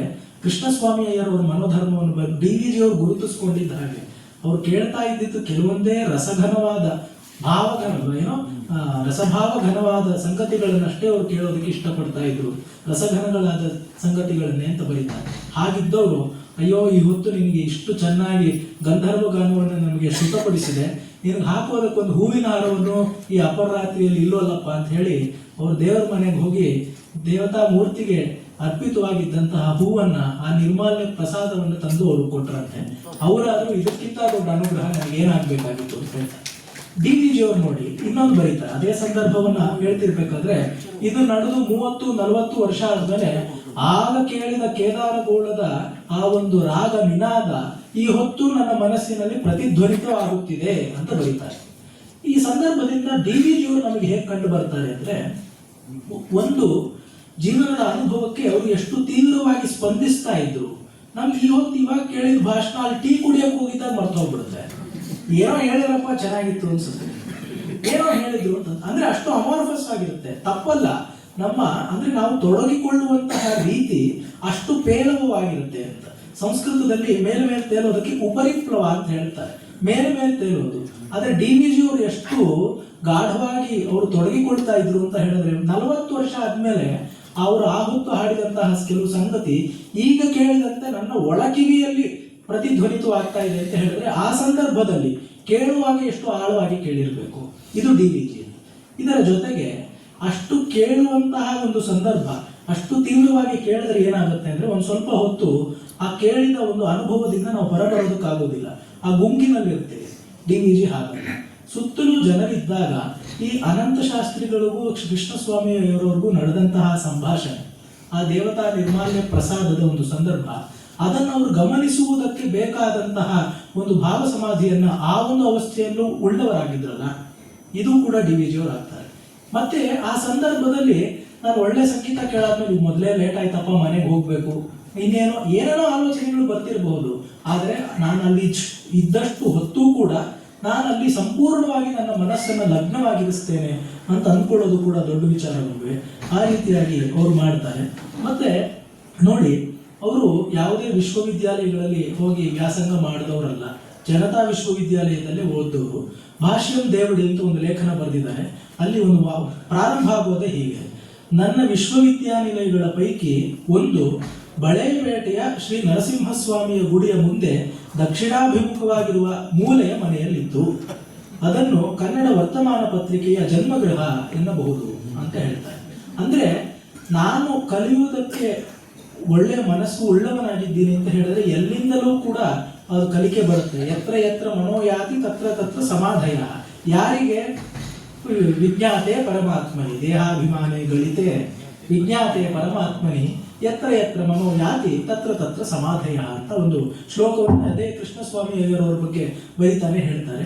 DVG ಅವರು ಆ ರೀತಿ ಇಟ್ಕೊಂಡವರು. ಎಷ್ಟು ಜನ, ಬಾಲ ಸರಸ್ವತಿ ಅಂತ ಒಬ್ಬರಿದ್ರು, ಅವರು ಮಹಾ ವಿದ್ವಾಂಸರು, ಆದರೆ ಅಷ್ಟೇ ಒಂದು ಹ್ಯಾಪಜಾರ್ಡ್ ಲಿವಿಂಗ್ ಅಂತ ಹೇಳ್ತೀವಲ್ಲ, ಆ ಹೊತ್ತು ಕ್ಷಣಿಕ ಕಾಲಕ್ಕೆ ಹಿಂಗೋ ರೂಕ್ಷವಾಗಿ ಇದ್ಬಿಟ್ಟಿದ್ದವರು. ಅವ್ರ ಹತ್ರ ಕಲಿತ್ಕೊಂಡು ಎಷ್ಟನ್ನ ಜನ ಅವರು ಅಭ್ಯಾಸ ಮಾಡಿದ್ರು, ಇದೆಲ್ಲ ನಮಗೆ ಗೊತ್ತಾಗುತ್ತೆ. ಮತ್ತೆ ಇನ್ನು ಕೆಲವು ಬೇರೆ ರೀತಿಯ ಘಟನೆಗಳನ್ನ ನಾವು ನೋಡೋದಾದ್ರೆ, ಈ DVG ಅವರು ಒಂದು ಸಾಮಾಜಿಕ ಚಿತ್ರಣವನ್ನ ಗ್ರಹಿಸ್ತಾ ಇದ್ದದ ರೀತಿ ನೋಡಿ, ಕನ್ನಡ ಸಾಹಿತ್ಯ ಪರಿಷತ್ತನ್ನ ಕಟ್ಟಿ ಬೆಳೆಸಿದಂತಹ ಮಹನೀಯರು ಆದ್ಯರ ಪೈಕಿ DVG ಅವರು ಕೂಡ ಒಬ್ಬರು. ಅಲ್ಲಿ ಅವರು ಪರಿಷತ್ತಿನ ಕಟ್ಟಿ ಬೆಳೆಸುವಿಕೆಯಲ್ಲಿ ಒಂದು ಗುರು ಶಿಷ್ಯ ಪರಂಪರೆ ಕೆಲಸ ಮಾಡಿದೆ ಅಂತ ಹೇಳ್ತಾರೆ.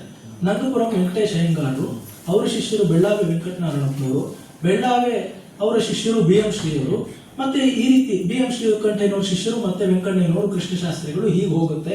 ಒಂದು ಗುರು ಶಿಷ್ಯ ಪರಂಪರೆ ಅನುಸ್ಯೂತವಾಗಿ ಬೆಳೆಸಿದೆ ಅಂತ ಹೇಳ್ತಾರೆ. ಮತ್ತೆ ಅವರು ಬೆಳ್ಳಾವೆ ಅವರ ಬಗ್ಗೆನೇ ಬರೀತಾ, ಯಾವುದೇ ಒಂದು ಸಂಸ್ಥೆ ಕೆಲಸ ಮಾಡಬೇಕು, ಹೆಚ್ಚು ಕಾಲ ಉಳಿಬೇಕು ಅಂತ ಹೇಳಿದ್ರೆ ಅದಕ್ಕೆ ಆಧಾರ ಸ್ತಂಭವಾಗಿ ಒಬ್ಬ ವ್ಯಕ್ತಿ ತನ್ನ ಸರ್ವಸ್ವವನ್ನು ಸಮರ್ಪಿಸಿಕೊಂಡು ಇರಬೇಕು, ಅಂಥವ್ರು ಬೆಳ್ಳಾವೆ ಅವರು ಅಂತ ಬರೀತಾರೆ. ಸ್ವಯಂ ಸಂಸ್ಥೆಗಳನ್ನ ಕಟ್ಟಿ ಬೆಳೆಸಿ ಎಷ್ಟೋ ಕಮಿಟಿಗಳಲ್ಲಿ ಇದ್ದು ಕೈ ಸುಟ್ಕೊಂಡು ಬೆರಳು ಸುಟ್ಕೊಂಡಿದ್ದಲ್ಲ, ಹೃದಯನೇ ಸುಟ್ಕೊಳ್ಳೋಷ್ಟು ಮಟ್ಟಕ್ಕೆ ತಮ್ಮನ್ನು ತಾವು ತೆತ್ತುಕೊಂಡಿದ್ದಂಥವರಿಗೆ ಆ ಒಂದು ವ್ಯಕ್ತಿಸತ್ವದ ಅನುಭವ ಆಗುತ್ತೆ. ಮತ್ತೆ ನೋಡಿ, DVG ಅವರು ಬರೀ ಬಹಳ ದೊಡ್ಡ ದೊಡ್ಡ ವಿಚಾರಗಳಿಗೆ ತೆತ್ಕೊಂಡವರಲ್ಲ, ಅವರು ವಿನೋದಶೀಲತೆ ಎಷ್ಟಿತ್ತು. ಈ ಸಂಸ್ಥೆಗಳಲ್ಲೇ ಇರುವಂತಹದ್ದು ಸಮಿತಿಗಳು, ಆ ಸಮಿತಿ ಒಳಗಡೆ ಉಪಸಮಿತಿಗಳು, ಆ ಉಪಸಮಿತಿಗಳಲ್ಲಿ ಎಷ್ಟೋ ಠರಾವುಗಳು ಮಂಡಿತವಾಗ್ತಾ ಇರುತ್ತೆ. ಒಂದು ಅದೇ ಕನ್ನಡ ಸಾಹಿತ್ಯ ಪರಿಷತ್ ಬಗ್ಗೆ ಬರೀತಾರೆ ನೋಡಿ, ಖ ಶಾಸ್ತ್ರಿಗಳು ಮೃತಪಟ್ಟಿದ್ದಕ್ಕಾಗಿ ಈ ಸಮಿತಿ ಸಂತಾಪ ಪಟ್ಟಿದೆ ಅಂತ ಬರೀತೀವಲ್ಲ. ಮತ್ತೆ ಮಿನಿಟ್ಸ್ ಆಫ್ ದ ಮೀಟಿಂಗ್ ನಲ್ಲಿ ಯಾರಾದ್ರೂ ಒಬ್ರು ಮೃತರಾದ್ರೆ ಅಥವಾ ಏನಾದ್ರು ಆದ್ರೆ ಅವ್ರ ಬಗ್ಗೆ ಇಟ್ ಇಸ್ ರೆಕಾರ್ಡೆಡ್, ಅದನ್ನ ಹೇಳ್ತಾರೆ. ಇದರ ಮೇಲೆ ಚರ್ಚೆಗಳು ಹೇಗ್ ಬೆಳೆದು DVG ಬರೀತಾರೆ. ಮೃತಪಟ್ಟಿದ್ದಕ್ಕಾಗಿ ಅಂತ ಒಂದು ಪದ ಪ್ರಯೋಗ ಇದೆ, ಇದು ಸರಿಯೋ? ಮೊದಲೇ ಅಲ್ಲೆಲ್ಲ ಸೇರುವಂತದ್ದು ವಿದ್ವಾಂಸೋ ಬ್ರಹ್ಮರಾಕ್ಷಸ ಅಂತ ವಾಲ್ಮೀಕಿ ಮುನಿಗಳ ತೀರ್ಮಾನ. ಈಗ ಬರೀತಾರೆ ಮೃತಪಟ್ಟಿದ್ದು ಇದಲ್ಲ, ನಿಧನನಾದುದಕ್ಕಾಗಿ ಅಂತ ತಿದ್ದಬೇಕು. ಇನ್ನೊಬ್ರು ಮರಣ ಹೊಂದಿದ್ದಕ್ಕಾಗಿ ಅಂದ್ರೆ ಹೇಗಿರುತ್ತೆ? ಕಾಲಾಧೀನರಾದದ್ದಕ್ಕಾಗಿ, ದೈವಾಧೀನರಾದದ್ದಕ್ಕಾಗಿ. ಇನ್ನೊಬ್ರು ಯಾರು ಹೇಳಿದ್ರಂತೆ ಸ್ವರ್ಗಸ್ಥರಾದದ್ದಕ್ಕಾಗಿ. ಸರಿ, ಇದು ಒಂದು ಹಂತಕ್ಕೆ ಬಂತು, ಸ್ವರ್ಗಸ್ಥರಾಗಿ ಬರೆದು ಅದನ್ನ ತಿದ್ಬಿಡೋಣ ಅಂತ ಹೇಳಿದ್ರೆ ಇನ್ನೊಬ್ರು ಮತ್ತೆ ಕೇಳಿದ್ರಂತೆ, ಅಲ್ಲ ನೀವು ಸ್ವರ್ಗಸ್ಥರಾಗಿ ಸಂತಾಪ ಯಾಕೆ ಪಡಬೇಕು? ಸ್ವರ್ಗಸ್ಥರಾಗಿ ಸಂತೋಷವಲ್ಲವೇ ಪಡಬೇಕಾಗುತ್ತೆ? ಈ ಚರ್ಚೆಯಿಂದ ಯಾರಿಗೆ ಸರಿಯಷ್ಟೇ, ಇದಾದ್ರೂ ಸ್ವರ್ಗಸ್ಥರಾದದ್ದು ಸರಿಯಷ್ಟೇ.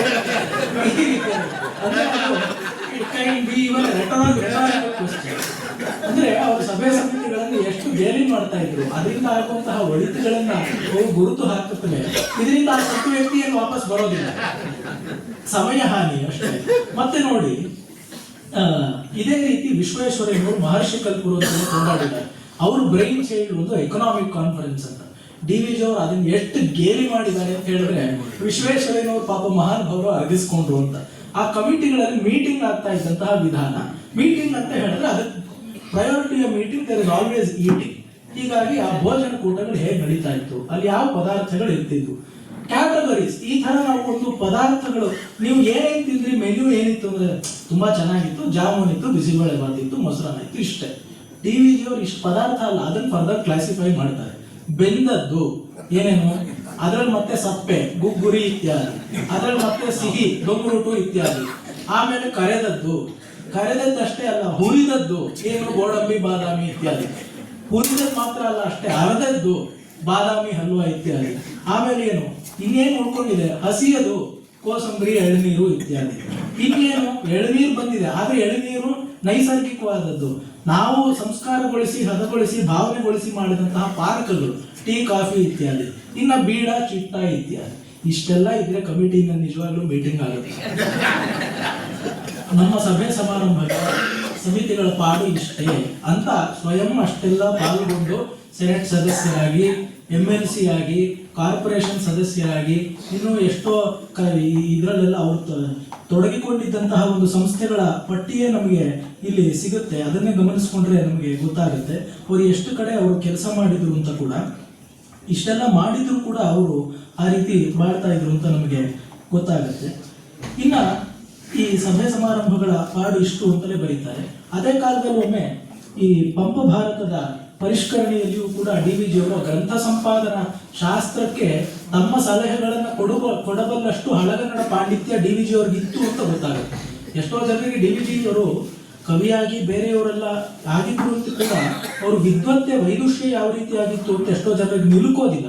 ಯಾಕೆ ಅವರು ಅದನ್ನು ತುಂಬಾ ಅಂಡರ್ ಪ್ಲೇ ಮಾಡ್ತಾರೆ. ಅವ್ರು ಫುಟ್ ನೋಟ್ಸ್ ಅನ್ನು ಮೆರೆಸೋದಿಲ್ಲ, ಅವ್ರು ಏನೋ ಬಿಬ್ಲಿಯೋಗ್ರಫಿ ಅಂತ 1000 ಗ್ರಂಥ ಓದಿದ್ರು ಪಟ್ಟಿ ಕೊಡೋದಿಲ್ಲ. ಈ ತರ ಎಲ್ಲ ಮಾಡಿದ ಅವರು ವಿದ್ವಾಂಸರು ಅಂತ ಹೇಗೆ ಗೊತ್ತಾಗುತ್ತೆ? ಪಂಪ ಭಾರತದ ಪರಿಷ್ಕರಣೆಯಲ್ಲಿ ಅವರು ತೊಡಗಿದ್ರು ಅಂತ ನಮಗೆ ಗೊತ್ತಾಗುತ್ತೆ. ಇನ್ನು ಗಣೇಶ್ ಅವರೇ ಹೇಳಿದಂತಹ ಎಷ್ಟೋ ಚಾಟು ಪದ್ಯಗಳು ಇಲ್ಲೂ ಕೂಡ ಬರುತ್ತೆ ಅಂತ ನಮಗೆ ಗೊತ್ತಾಗುತ್ತೆ. ಮತ್ತೆ ನೋಡಿ, ಐತಿಹಾಸಿಕವಾಗಿ ಮುಖ್ಯವಾದ ಎಷ್ಟೋ ಸಂಗತಿಗಳಿಗೆ ಇಲ್ಲಿ ಆಕರ ಸಾಮಗ್ರಿ ಒದಗುತ್ತೆ ಅಂತ ಹೇಳಿದ್ರೆ, ಒಬ್ರು ಸರ್ಟಿ ಮಾಧವರಾಯರು ಅಂತ ಇದ್ರು, ಅವ್ರ ಮಕ್ಕಳು ಆನಂದರಾಯರು ಅಂತ ದಿವಾನರಾಗಿದ್ರು. ಅವರು DVG ಅವರು ಈ ದೇಶೀಯ ಸಂಸ್ಥಾನಗಳ ಬಗ್ಗೆ ಮಿಗಿಲಾದ ಕೆಲಸ ಮಾಡಿದ್ದಾರೆ. ಸಂದೀಪ್ ಅವರು ಪ್ರಾಯಶಃ ಮಧ್ಯಾಹ್ನ ಆ ವಿಚಾರಗಳನ್ನು ತಿಳಿಸಿ ಯಾರು ಅದರ ಕುರಿತು ಬರೀತಿರ್ಬೇಕಾದ್ರೆ open letters to the maharaja of Bikaner ಅಂತ ಬರೆದಿದ್ದಾಗ ಈ ಮಾಧವರಾಯರ ಒಂದು ಪ್ರಬಂಧ ಇರುತ್ತೆ, ರಾಜ್ಯತಂತ್ರಕ್ಕೆ ಸಂಬಂಧಿಸಿದ್ದು, ರಾಜ ಶಿಕ್ಷಣಕ್ಕೆ ಮುಖ್ಯವಾಗಿ ಸಂಬಂಧಿಸಿದ್ದು. ಅದನ್ನು ಕುರಿತು ಅವ್ರು ಬರೆದಿದ್ದಾಗ ಅದರಿಂದ ಒಂದು ಪ್ಯಾರಾಗ್ರಾಫ್ ಅನ್ನ DVG ಅವರು ಈ ಲೆಟರ್ ನಲ್ಲಿ ಕೋಟ್ ಮಾಡಿರ್ತಾರೆ. ಅವ್ರ ಮಕ್ಕಳೇ ಅಲ್ವಾ ಆನಂದರಾಯರು. ಅದನ್ನ ಓದ್ಬಿಟ್ಟು ನಿಮ್ಗೆ ನನ್ನ ತಂದೆ ಪುಸ್ತಕ ಎಲ್ಲಿ ಸಿಕ್ತು ಅಂತ ಕೇಳ್ತಾರೆ. ಹೇಗೋ ಸಿಕ್ತು, ನನಗೆ ಪೂರ್ತಿ ಸಿಕ್ಕಿಲ್ಲ, ಹೀಗೆಲ್ಲ ಹೇಳಿ ಅದನ್ನ ಪುನರ್ಮುದ್ರಣ ಮಾಡಿದ್ರೆ ಒಳ್ಳೇದು, ಅದ್ರಲ್ಲಿ ಒಳ್ಳೆ ವಿಷಯ ಇದೆ ಅಂತೆಲ್ಲ ಹೇಳ್ತಾರೆ. ಆದ್ರೆ ಆನಂದರಾಯರು ಅಷ್ಟು ದಿವಾನರಾಗಿದ್ರು, I am a poor man, ನಾನು ಇದಕ್ಕೆ ಹಣ ಕೊಡೋದಕ್ಕೆ ಸಾಧ್ಯ ಇಲ್ಲಪ್ಪ ಅಂತ ಏನೋ ಹಾರಿಕೆ ಉತ್ತರ ಕೊಟ್ಬಿಟ್ಟು ಕೈ ತೊಳ್ಕೊಂಡ್ ಬಿಡ್ತಾರೆ. ಎಷ್ಟೋ ವರ್ಷ ಆ ಪುಸ್ತಕ ಮುದ್ರಣೆ ಆಗಿರ್ಲಿಲ್ಲ. ಈಗ ಮೊನ್ನೆ ಆ ಪುಸ್ತಕ ಮುದ್ರಣ ಆಗಿದೆ. ದಿ ಪ್ರೋಗ್ರೆಸಿವ್ ಮಹಾರಾಜ ಎಂಬ ಹೆಸರಿನಲ್ಲಿ ರಾಹುಲ್ ಸಾಗರ್ ಎಂಬ ವಿದ್ವಾಂಸರು ಅದನ್ನು ಸಂಪಾದನೆ ಮಾಡಿ ಹೊರತಂದಿದ್ದಾರೆ. ಅಂದ್ರೆ DVG ಅವರು ಈ ವಿಷಯವನ್ನ ದಾಖಲೆ ಮಾಡದಿದ್ದು ಹೊರತು 2023ನೇ ಇಸ್ವಿ ತನಕ ಹೀಗೊಂದು ಇತ್ತು ಅಂತಾನೆ ಎಷ್ಟೋ ಜನಕ್ಕೆ ಗೊತ್ತಾಗ್ತಾ ಇರಲಿಲ್ಲ. ಹೀಗಾಗಿ ನಾನು ಮೊದಲು ಹೇಳಿದೆ, ಸಾಂಸ್ಕೃತಿಕವಾದ ಪುನಾರಚನೆಗೆ ಇಲ್ಲಿ ಸಾಮಗ್ರಿ ಇದೆ ಅಂತ. ಅದು ನಿಜವಾಗ್ಲೂ. ಮತ್ತೆ ಸರ್ ಎಂ ವಿಶ್ವೇಶ್ವರಯ್ಯನವರ ಜೀವನದ ಬಗ್ಗೆ ಇಲ್ಲಿ DVG ಅವರು ಬರೆದಷ್ಟು ಆಪ್ತವಾಗಿ ಅಧಿಕೃತವಾಗಿ ಬೇರೆ ಎಲ್ಲೂ ಮಾಹಿತಿ ಲಭ್ಯ ಇಲ್ಲ. DVG ಅವ್ರ ಬಗ್ಗೆನೇ ಅವ್ರ ರಂಗಾಚಾರ್ಯರ ಪುಸ್ತಕ ಬರೆದಾಗ ವಿಶ್ವೇಶ್ವರಯ್ಯನವರ ಬಳಕೆಗೆ ಬಂದ ರೀತಿ, ಮತ್ತು ಅವ್ರು ಎಷ್ಟು ಆಪ್ತರಾಗಿದ್ರು, ಅವ್ರ ಮನೆಗೆ ಇವ್ರು ಯಾವ ಕಾಲಕ್ಕೂ ಹೋಗುವಂತಹ ಸ್ವಾತಂತ್ರ್ಯವನ್ನು ಪಡ್ಕೊಂಡಿದ್ರು, ತಿರುವಾಂಕೂರ್ನಲ್ಲಾದಂತಹ ಸ್ಟೇಟ್ಸ್ ಪೀಪಲ್ಸ್ ಕಾನ್ಫರೆನ್ಸ್ ಅಲ್ಲಿ ಇವರೇ ಆಪ್ತ ಸಹಾಯಕರಾಗಿದ್ರು. ಇದೇ ರೀತಿ VS ಶ್ರೀನಿವಾಸ ಶಾಸ್ತ್ರಿಗಳು ಮೈಸೂರಿಗೆ ಅವರು ಸ್ಟೇಟ್ ಗೆಸ್ಟ್ ಆಗಿ ಬಂದಿದ್ದಾಗ, ನಾಡಿನೆಲ್ಲ ಪ್ರವಾಸ ಮಾಡಿದಾಗ DVG ಅವರು ಇದ್ರೆ ಮಾತ್ರ ನಾನು ಬರ್ತೀನಿ ಅಂತ ಅವರು ನಿರ್ಬಂಧಪಡಿಸಿ ಇವರ ಸಾಹಚರ್ಯವನ್ನು ಅಷ್ಟು ಬಯಸಿ ಪಡ್ಕೊಂಡಿದ್ರು ಅಂತ ಗೊತ್ತಾಗುತ್ತೆ. ಇನ್ನೆಷ್ಟು ಶಾಸ್ತ್ರ ಸೂಕ್ಷ್ಮಗಳನ್ನು ಕೂಡ ಇಲ್ಲಿ ಒಳಗೊಂಡಿವೆ. ಪುಣ್ಯಶ್ಲೋಕ ವೆಂಕಟರಾಮ್ ಭಟ್ರು ಅಂತ ಅವ್ರ ಪುರೋಹಿತರ ಬಗ್ಗೆ ಬರೀತಾ, ನನ್ನ ಜೀವನದಲ್ಲಿ ಏನಾದರೂ ಒಳ್ಳೆಯದಿದೆ ಅಂತ ಹೇಳಿದ್ರೆ ಅದಕ್ಕೆ ಮೂಲ ಕಾರಣರಾದಂತಹ ಮಹನೀಯರಲ್ಲಿ ವೆಂಕಟರಾಮ್ ಭಟ್ರು ಅಂತ ಒಬ್ರು ಅಂತ ಹೇಳ್ತಾರೆ. ಅವರಲ್ಲಿಯೇ ಇವ್ರಿಗೆ ವೇದಾಭ್ಯಾಸ ಅಗ್ನಿರ್ನಫ್ಪಾತ ಕೃತ್ತಿಕಾ ಅಂತ ಪ್ರಾರಂಭ ಆಯಿತು, ಶ್ರೀಕಾರವಾಯಿತು ಅಂತ ಬರೀತಾರೆ. ಇದೇ ರೀತಿ ಕಾಶಿ ರಾಘವೇಂದ್ರಾಚಾರ್ಯರು ಇವ್ರಿಗೆ ಸಂಸ್ಕೃತ ಅಭ್ಯಾಸ ಮಾಡಿದವರು. ಅಲ್ಲಿ ಏನಾದರೂ ತಪ್ಪಾದ್ರೆ ಮೊದಲು ಕಿವಿಯ ಮೇಲ್ತುದಿಯನ್ನ ಹಿಂಡೋದು, ಆಮೇಲೆ ಮೊಣಕಾಲಿನ ಒತ್ತಡಕ್ಕಾಗಿ ಒಂದು ಎದೆ ಕೊಡೋದು, ಬೆನ್ನಿನ ಮೇಲೆ ಗುದ್ದೋದು, ಈ ರೀತಿ ಎಲ್ಲ ಅವ್ರ ಶಿಕ್ಷಣ ಸಾಗ್ತಾ ಇತ್ತು. ನಿಜವಾಗ್ಲೂ ಹೇಳ್ತಾರೆ. ಹಾಗೆ ಅಂದ್ರೆ ಅವರು ಆ ಕಾಲದಲ್ಲಿ ತಮ್ಮ ಬಾಲ್ಯದಿಂದ ಹಿಡಿದು ಸಂಕೀರ್ಣ ಸ್ಮೃತಿ ಸಂಪುಟ ಓದಿದ್ರೆ ಅದು ಹೆಚ್ಚಿನ ಪಾಲು ಆತ್ಮಕಥೆ, ಅವರ ಬಾಲ್ಯದ ಕಥೆ, ಮುಳುಬಾಗಿಲಿನಲ್ಲಿ ಇದ್ದಿದ್ದು, ಆಮೇಲೆ ಬೆಂಗಳೂರಿಗೆ ಬಂದಿದ್ದು, ಇದೆಲ್ಲವೂ ಅಲ್ಲಿ ಕಾಣಿಸುತ್ತೆ ಅಂತ. ಅವರಿಗೆ ಅಲ್ಲಿ ಪರವಾಸುದೇವನ ಒಂದು ವಿಗ್ರಹ ತಂದು ಕೊಟ್ಟಿದ್ರಂತೆ. ಅದು ಮುದ್ದಾಗಿತ್ತು. ಅದಕ್ಕೆ ಕಾಶ್ಮೀರ್ ಕಸೂತಿ ಇರುವಂತಹ ಒಂದು ಶಾಲೆನ ಹೋಗಿಸಿ DVG 5-6 ವರ್ಷದ ಹುಡುಗ ಅದಕ್ಕಿದೆಲ್ಲ ಕಸೂತಿ ಮಾಡಿದ್ರು. ನನ್ನ ಮಕ್ಕಳು ಮದುವೆ ಆಗೋ ತನಕ ಆ ವಿಗ್ರಹ ನಮ್ಮ ಮನೆಯಲ್ಲ ಆಗಿ ಈಗ ಕಾಣಿಸ್ತಾ ಇತ್ತು ಅಂತ ಬರೀತಾರೆ. ಈ ರೀತಿ ಅನೇಕ ವಿಚಾರಗಳು. ಅವರು ಹಾನಗಲ್ ವಿರೂಪಾಕ್ಷಾಸ್ತ್ರಿಗಳಲ್ಲಿ ಶಾಸ್ತ್ರಾಧ್ಯಯನ ಮಾಡಿದಂತಹ ಒಂದು ಪ್ರಸಂಗ. ಮದನ ಮೋಹನ ಮಾಳವೀಯರು ಬೆಂಗಳೂರಿಗೆ ಬಂದಿದ್ದಾಗ ಅವರ ಲಲಿತವಾದ ಸಂಸ್ಕೃತ ಭಾಷಣವನ್ನು ಕೇಳಿದಂತಹ ಹಾನಗಲ್ ವಿರೂಪಾಕ್ಷಾಸ್ತ್ರಿಗಳು ಅವರ ಕೆಲವೊಂದು ಹಿಂದೂ ಧರ್ಮದ ಪರಿಷ್ಕರಣೆಗಳಿಗೆ ಇವರು ಸಾಂಪ್ರದಾಯಿಕರಾಗಿದ್ದುಕೊಂಡು ಹೇಗೆ ಒಗ್ತಾ ಇರಲಿಲ್ಲ, ಆದ್ರೂ ಅವರು ಶ್ರದ್ಧೆ ದೊಡ್ಡದು ಇಂತೆಲ್ಲ DVG ಅವರು ಕಾಣಿಸ್ತಾರೆ. ಅಂದ್ರೆ ಆ ಎಲ್ಲ ಸಂದರ್ಭಗಳಿಗೂ ಸಾಕ್ಷಿಯಾಗಿ ಅವರೊಂದು ಸಾಂಸ್ಕೃತಿಕವಾದ ದಾಖಲೆಯನ್ನು ಬರೀತಿದ್ದಾಗ ಎಲ್ಲ ದೃಷ್ಟಿಕೋನಗಳನ್ನು ಬಳಸಿಕೊಂಡು ಸಮಾಜದ ಒಳಿತಿಗೆ ಯಾವುದು ಬೇಕೋ ಆ ರೀತಿ ನಿರ್ಣಯಕ್ಕೆ ಹೆಚ್ಚಿನ ಪಾಲು DVG ಬರ್ತಾರೆ. ಇದು ಕೂಡ ಜ್ಞಾಪಕ ಚಿತ್ರಶಾಲೆಯ ಒಂದು ಹೆಗ್ಗಳಿಕೆಗಳಲ್ಲಿ ಒಂದು ಅಂತ ನಮಗೆ ಗೊತ್ತಾಗುತ್ತೆ. ಮತ್ತೆ ಅವರು ಹಿರಿಯಣ್ಣವ್ರ ಬಗ್ಗೆ ಬರೀತಿರ್ಬೇಕಾದ್ರೆ ಅವರು ಪ್ಲೇಟೋ ಮತ್ತೆ ವೇದಾಂತ ಎರಡು ತತ್ವಗಳನ್ನ, ವೇದಾಂತದ ತತ್ವಗಳಿಗೆ ಪ್ಲೇಟೋನಲ್ಲಿ ಸಂವಾದಗಳು ಹೇಗೆ ಕಾಣುತ್ತೆ ಅಂತ ಅವ್ರ ಪತ್ರ ಪ್ರಸಂಗ ನಡೆದಿತ್ತಂತೆ. ಆಚಾರ್ಯ ಹಿರಿಯಣ್ಣವರು ಬಹಳ ದೊಡ್ಡ ತಾತ್ವಿಕರು, ಇದೇ ಮೈಸೂರಿನಲ್ಲಿ ಇದ್ದವರು. ಅವ್ರ ಜೊತೆ DVG ಅವರು ಈ ರೀತಿ ಪತ್ರ ಪ್ರಸಂಗಗಳನ್ನ ಇಟ್ಕೊಂಡಿದ್ರು ಅಂತ ಗೊತ್ತಾಗುತ್ತೆ. ಪತ್ರಗಳು ನಶಿಸಿ ಹೋಗಿವೆ, ಆದ್ರೆ ಆ ರೀತಿ ನಡೆದಿತ್ತು. ಮತ್ತವ್ರ ವಿದ್ಯಾ ಕುತೂಹಲ ಎಷ್ಟಿತ್ತು. ಎಲ್ಲೋ ಪುನರ್ಭವಂ ಶಪಯತು ನೀಲಲೋಹಿತ ಅಂತ ಕಾಳಿದಾಸ ಒಂದು ಪ್ರಯೋಗ ಮಾಡಿದ್ರೆ ಈ ಶಬ್ದದ ಅರ್ಥ ಏನು ಅಂತ ಹಿರಿಯಣ್ಣನವ್ರನ್ನ ಕೇಳದಂತೆ. ಅವರೊಂದು ನೋಟ್ ಬುಕ್ ನಲ್ಲಿ ಅದ್ರ ಬಗ್ಗೆ ಎಷ್ಟೋ ಪುಟಗಳಷ್ಟು ಮಾಡ್ಕೊಂಡಿದ್ದ ಟಿಪ್ಪಣಿಗಳನ್ನು ತೋರಿಸಿದ್ರು ಅಂತ ಹೇಳ್ತಾರೆ. ಅಂದ್ರೆ ಅವ್ರು ಇಲ್ಲಿ ಬೇಕಾಗಿರೋದು ಹಿರಿಯಣ್ಣವ್ರ ಚಿತ್ರಣ, ಆದ್ರೆ ನಮಗೆ DVG ಅವರ ಚಿತ್ರಣವೂ ಇಲ್ಲಿ ಕಾಣುತ್ತೆ ಅಂತ. ಅವರು ನಾನು ಬಂಡಿ ರಸೂಲ್ ಖಾನ್ ಅವ್ರ ಬಗ್ಗೆ ಹೇಳಿದೆ. ಅವ್ರು ನೋಡಿ ಈ ಹುಡುಗ ಚೆನ್ನಾಗಿ ಓದ್ತಾನೆ ಅಂತ ಗೊತ್ತಾದಾಗ ಆ ಬಂಡಿ ಇಟ್ಕೊಂಡಿದ್ದಂತಹ ಮಹನೀಯರು ಪಾಪ ಇವ್ನು ಓದ್ಲೇಬೇಕು, ಓದ್ ನಿಲ್ಲಿಸಬಾರ್ದು ಅಂತ ನಾನು ಕಂಟೋನ್ಮೆಂಟ್ ರೈಲ್ವೆ ಸ್ಟೇಷನ್ ತನಕ ಕರ್ಕೊಂಡು ಬಂದು ಇವನು ಬಿಡ್ತೀನಿ ಅಂತ ಹೇಳಿ ಬಂಡಿಯಲ್ಲಿ ಕೂಡಿಸ್ಕೊಂಡು ಬಿಡ್ತಾರಂತೆ. ಅಪ್ರಸಿದ್ಧ ಕವಿತ್ವ ಹೇಗೆಲ್ಲ ಅದು ಬಹಳ ಮೆರುಗಿನಿಂದ ಸಾಗ್ತಾ ಇತ್ತು, ಹೀಗೆಲ್ಲ ಬರೀತಾರೆ. ಮತ್ತೆ ಅವರ ಅಂತರಂಗದಲ್ಲಿ ಬಹಳ ವಿರಕ್ತರಾಗಿದ್ದ ಕಾರಣ ಅವರಿಗೆ ಸಂತರು, ಅವಧೂತರು ಇವ್ರ ಬಗ್ಗೆ ಎಲ್ಲ ಮಿಗಿಲಾದ ತಾತ್ಪರ್ಯ ಇರುತ್ತೆ. ಹಕ್ಕಿಯ ಪಯಣ ಅಂತ ಒಂದು ಲೇಖನ ಇದೆ, ಬಹಳ ಅದ್ಭುತವಾದದ್ದು. ಅಲ್ಲಿ ಗೊತ್ತಾಗುತ್ತೆ ಅವ್ರ ಭಾವರ ಜೊತೆ ಹೋಗ್ತಾರಂತೆ. ಎಲ್ಲಿ ಎಲ್ಲಿ ತೋರಣ ಅಲ್ಲಿ ಅಲ್ಲಿ ಹೂರಣ ಅಂತ ಹೇಳ್ಕೊಂಡು ಜೈ ಪರಮೇಶ್ವರ ಅಂತ ಹೋಗ್ತಾ ಇರ್ತಾರೆ. ಸರಿ ಅಲ್ವಾ, ಅಲ್ಲಿಗೆ ಹೋಗೋಣ, ನಡಿ ಅಲ್ಲಿಗೆ ಹೋಗೋಣ ಅಂತ ಇವರ ಘೋಷವಾಕ್ಯ. ಎಲ್ಲಾದ್ರೂ ಹೋಗ್ತಿರ್ಬೇಕಾದ್ರೆ ಒಂದು ಸ್ಲೋಗನ್ ಬೇಕಲ್ಲ, ಅವರೇ ಬರೆದಿದ್ದಾರೆ. ಭಾಷಣಗಳಲ್ಲಿಯೋ ಘೋಷಣೆಗಳಲ್ಲಿಯೋ ವಿಶ್ವೇಶ್ವರಯ್ಯನವರಿಗೆ ತಾತ್ಪರ್ಯ ಇತ್ತು ಅಂತ ಗೇಲಿ ಮಾಡಿದ್ದಾರೆ, ಇವರು ಸ್ಲೋಗನ್ ಇಟ್ಕೊಂಡಿದ್ರು. ಈ ರೀತಿ ಎಲ್ಲ ನಮಗೆ ಗೊತ್ತಾಗುತ್ತೆ. ಒಟ್ಟಿನಲ್ಲಿ ತಾತ್ಪರ್ಯವಾಗಿ ಅವರಿಗೆ ಈ ದೃಷ್ಟಿಕೋನ ಎಷ್ಟು ಚೆನ್ನಾಗಿತ್ತು ಅಂತ ನಮಗೆ ಗೊತ್ತಾಗುತ್ತೆ. ಈ ಜ್ಞಾಪಕ ಚಿತ್ರಶಾಲೆಯನ್ನ ಓದೋದರ ಮೂಲಕ DVG ಅವರ ಒಂದು ಆಂತರಂಗಿಕವಾದ ಉನ್ನತಿ ನಮಗೆ ಗೊತ್ತಾಗುತ್ತೆ.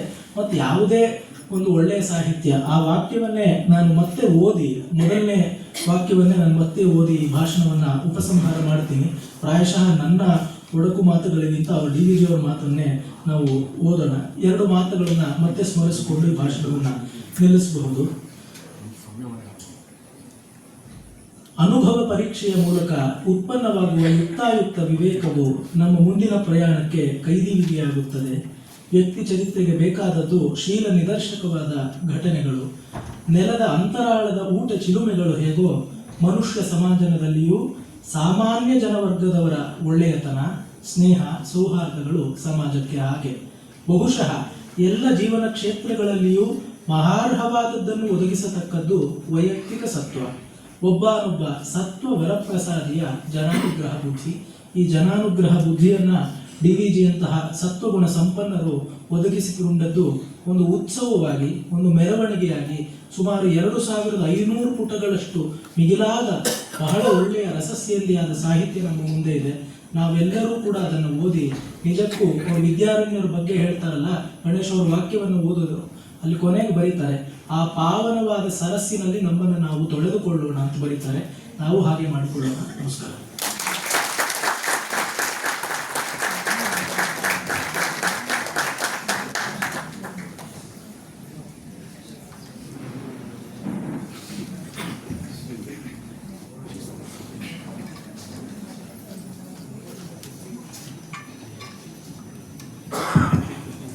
ಧನ್ಯವಾದಗಳು ಶಶಿಕರಣ್.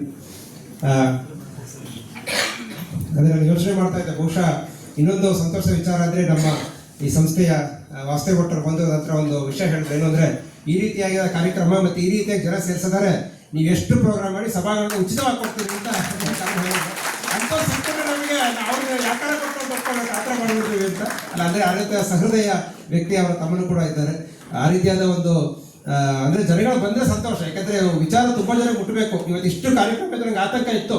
ಯಾಕಂದರೆ ತುಂಬ ಕಾರ್ಯಕ್ರಮ ಇದ್ದಾಗ ನಾನು ಅಟ್ಲೀಸ್ಟ್ ಒಂದು 100 ಜನ ಬಂದರೆ ಸಾಕಪ್ಪ ಆಗ್ತಿದೆ. ಆದರೆ ನೀವು ಇಷ್ಟು ಜನ ಬಂದು ನಾವು ಮತ್ತೊಂದು ಸಲ ಅಡುಗೆ ಮಾಡಿಸ್ಬೇಕಾಯ್ತು. ಅದು ತೊಂದರೆ, ಸಂತೋಷ ಇನ್ನೊಂದು ಸಲ ಮಾಡಿಸೋಣ. ಅದರಿಂದಾಗಿ ಶಶಿಕರಣ್ ಅವ್ರಿಗೆ ಧನ್ಯವಾದಗಳು. ಅದೇ ತಮಾಷೆ ಮಾಡ್ತಾ ಇದ್ದೆ, ಬಹುಶಃ ಬೆಂಗಳೂರಿನವರು ರೆಗ್ಯುಲರ್ ಆಗಿ ಮೈಸೂರು ಬರೋದು ಮಾಡ್ಬೇಕು. ನಾವು ಗೋಕರ್ಣ ಸಂಸ್ಥೆ ಭಾಗ 2 ಮೈಸೂರಿನಲ್ಲಿ ಸಾಕ ಚಪ್ಪಳ ಜೊತೆಗೆ ನಿಮ್ಮ ತನುಮನದನ್ನ 3 ಸಾಕಾರ ಸಿಕ್ಕರೆ ನಿಮಗೆ ಹೆಚ್ಚು ಮಾಡ್ಬೋದು. ಈಗ ಶಶಿಕರಣ್ ಅವರಿಗೆ ನೆನಪಿನ ಕಾಣಿಕೆ ಹೊಡೆದ ಸಂದರ್ಭ, ದೂರದಿಂದ ಕೆನಡಾದಿಂದ ಬಂದಿರ್ತೋ ನನ್ನ ಗೆಳೆಯ ಗಿರೀಶ್ ಚಂದ್ರ ಬಂದು ಮಾಡಬೇಕು ಅಂತ ಕೇಳ್ತೀನಿ. ಒಂದು ವಿಷಯ ಹೇಳಬೇಕು ಗಿರೀಶ್ ಚಂದ್ರ ಬಗ್ಗೆ. ಕೆನಡಾದಲ್ಲಿ ಇದ್ದುಕೊಂಡು ತುಂಬ ಕನ್ನಡ ಸಾಹಿತ್ಯ DVG ಬಗ್ಗೆ ತುಂಬ ಕೆಲಸಗಳು ಮಾಡ್ತಾ ಇದ್ರ ಜೊತೆಗೆ 25ನೇ ತಾರೀಕು ಬರಬೇಕಾಗಿತ್ತು ನಮ್ಮ ಕೆನಡಾದಿಂದ ಇಂಡಿಯಾಕ್ಕೆ. ನಮ್ಮ ಕಾರ್ಯಕ್ರಮ ನೋಡಿ ಫ್ಲೈಟ್ನ ಪ್ರೀಪೋನ್ ಮಾಡ್ಕೊಂಡು ಬಂದಿದ್ದಾರೆ. ಆದ್ಮೇಲೆ ಆಸಕ್ತಿ, ಅದರಿಂದಾಗಿ ನೆನಪಿನ ಕಾಣಿಕೆಯನ್ನು ಕೊಡಬೇಕು. ಜೊತೆಗೆ MR ಸೀತಾರಾಮ್ ಸರ್ ಕೂಡ ಜೊತೆಗೆ ಇರಬೇಕು ಅಂತ ಕೇಳ್ಕೊತೀನಿ.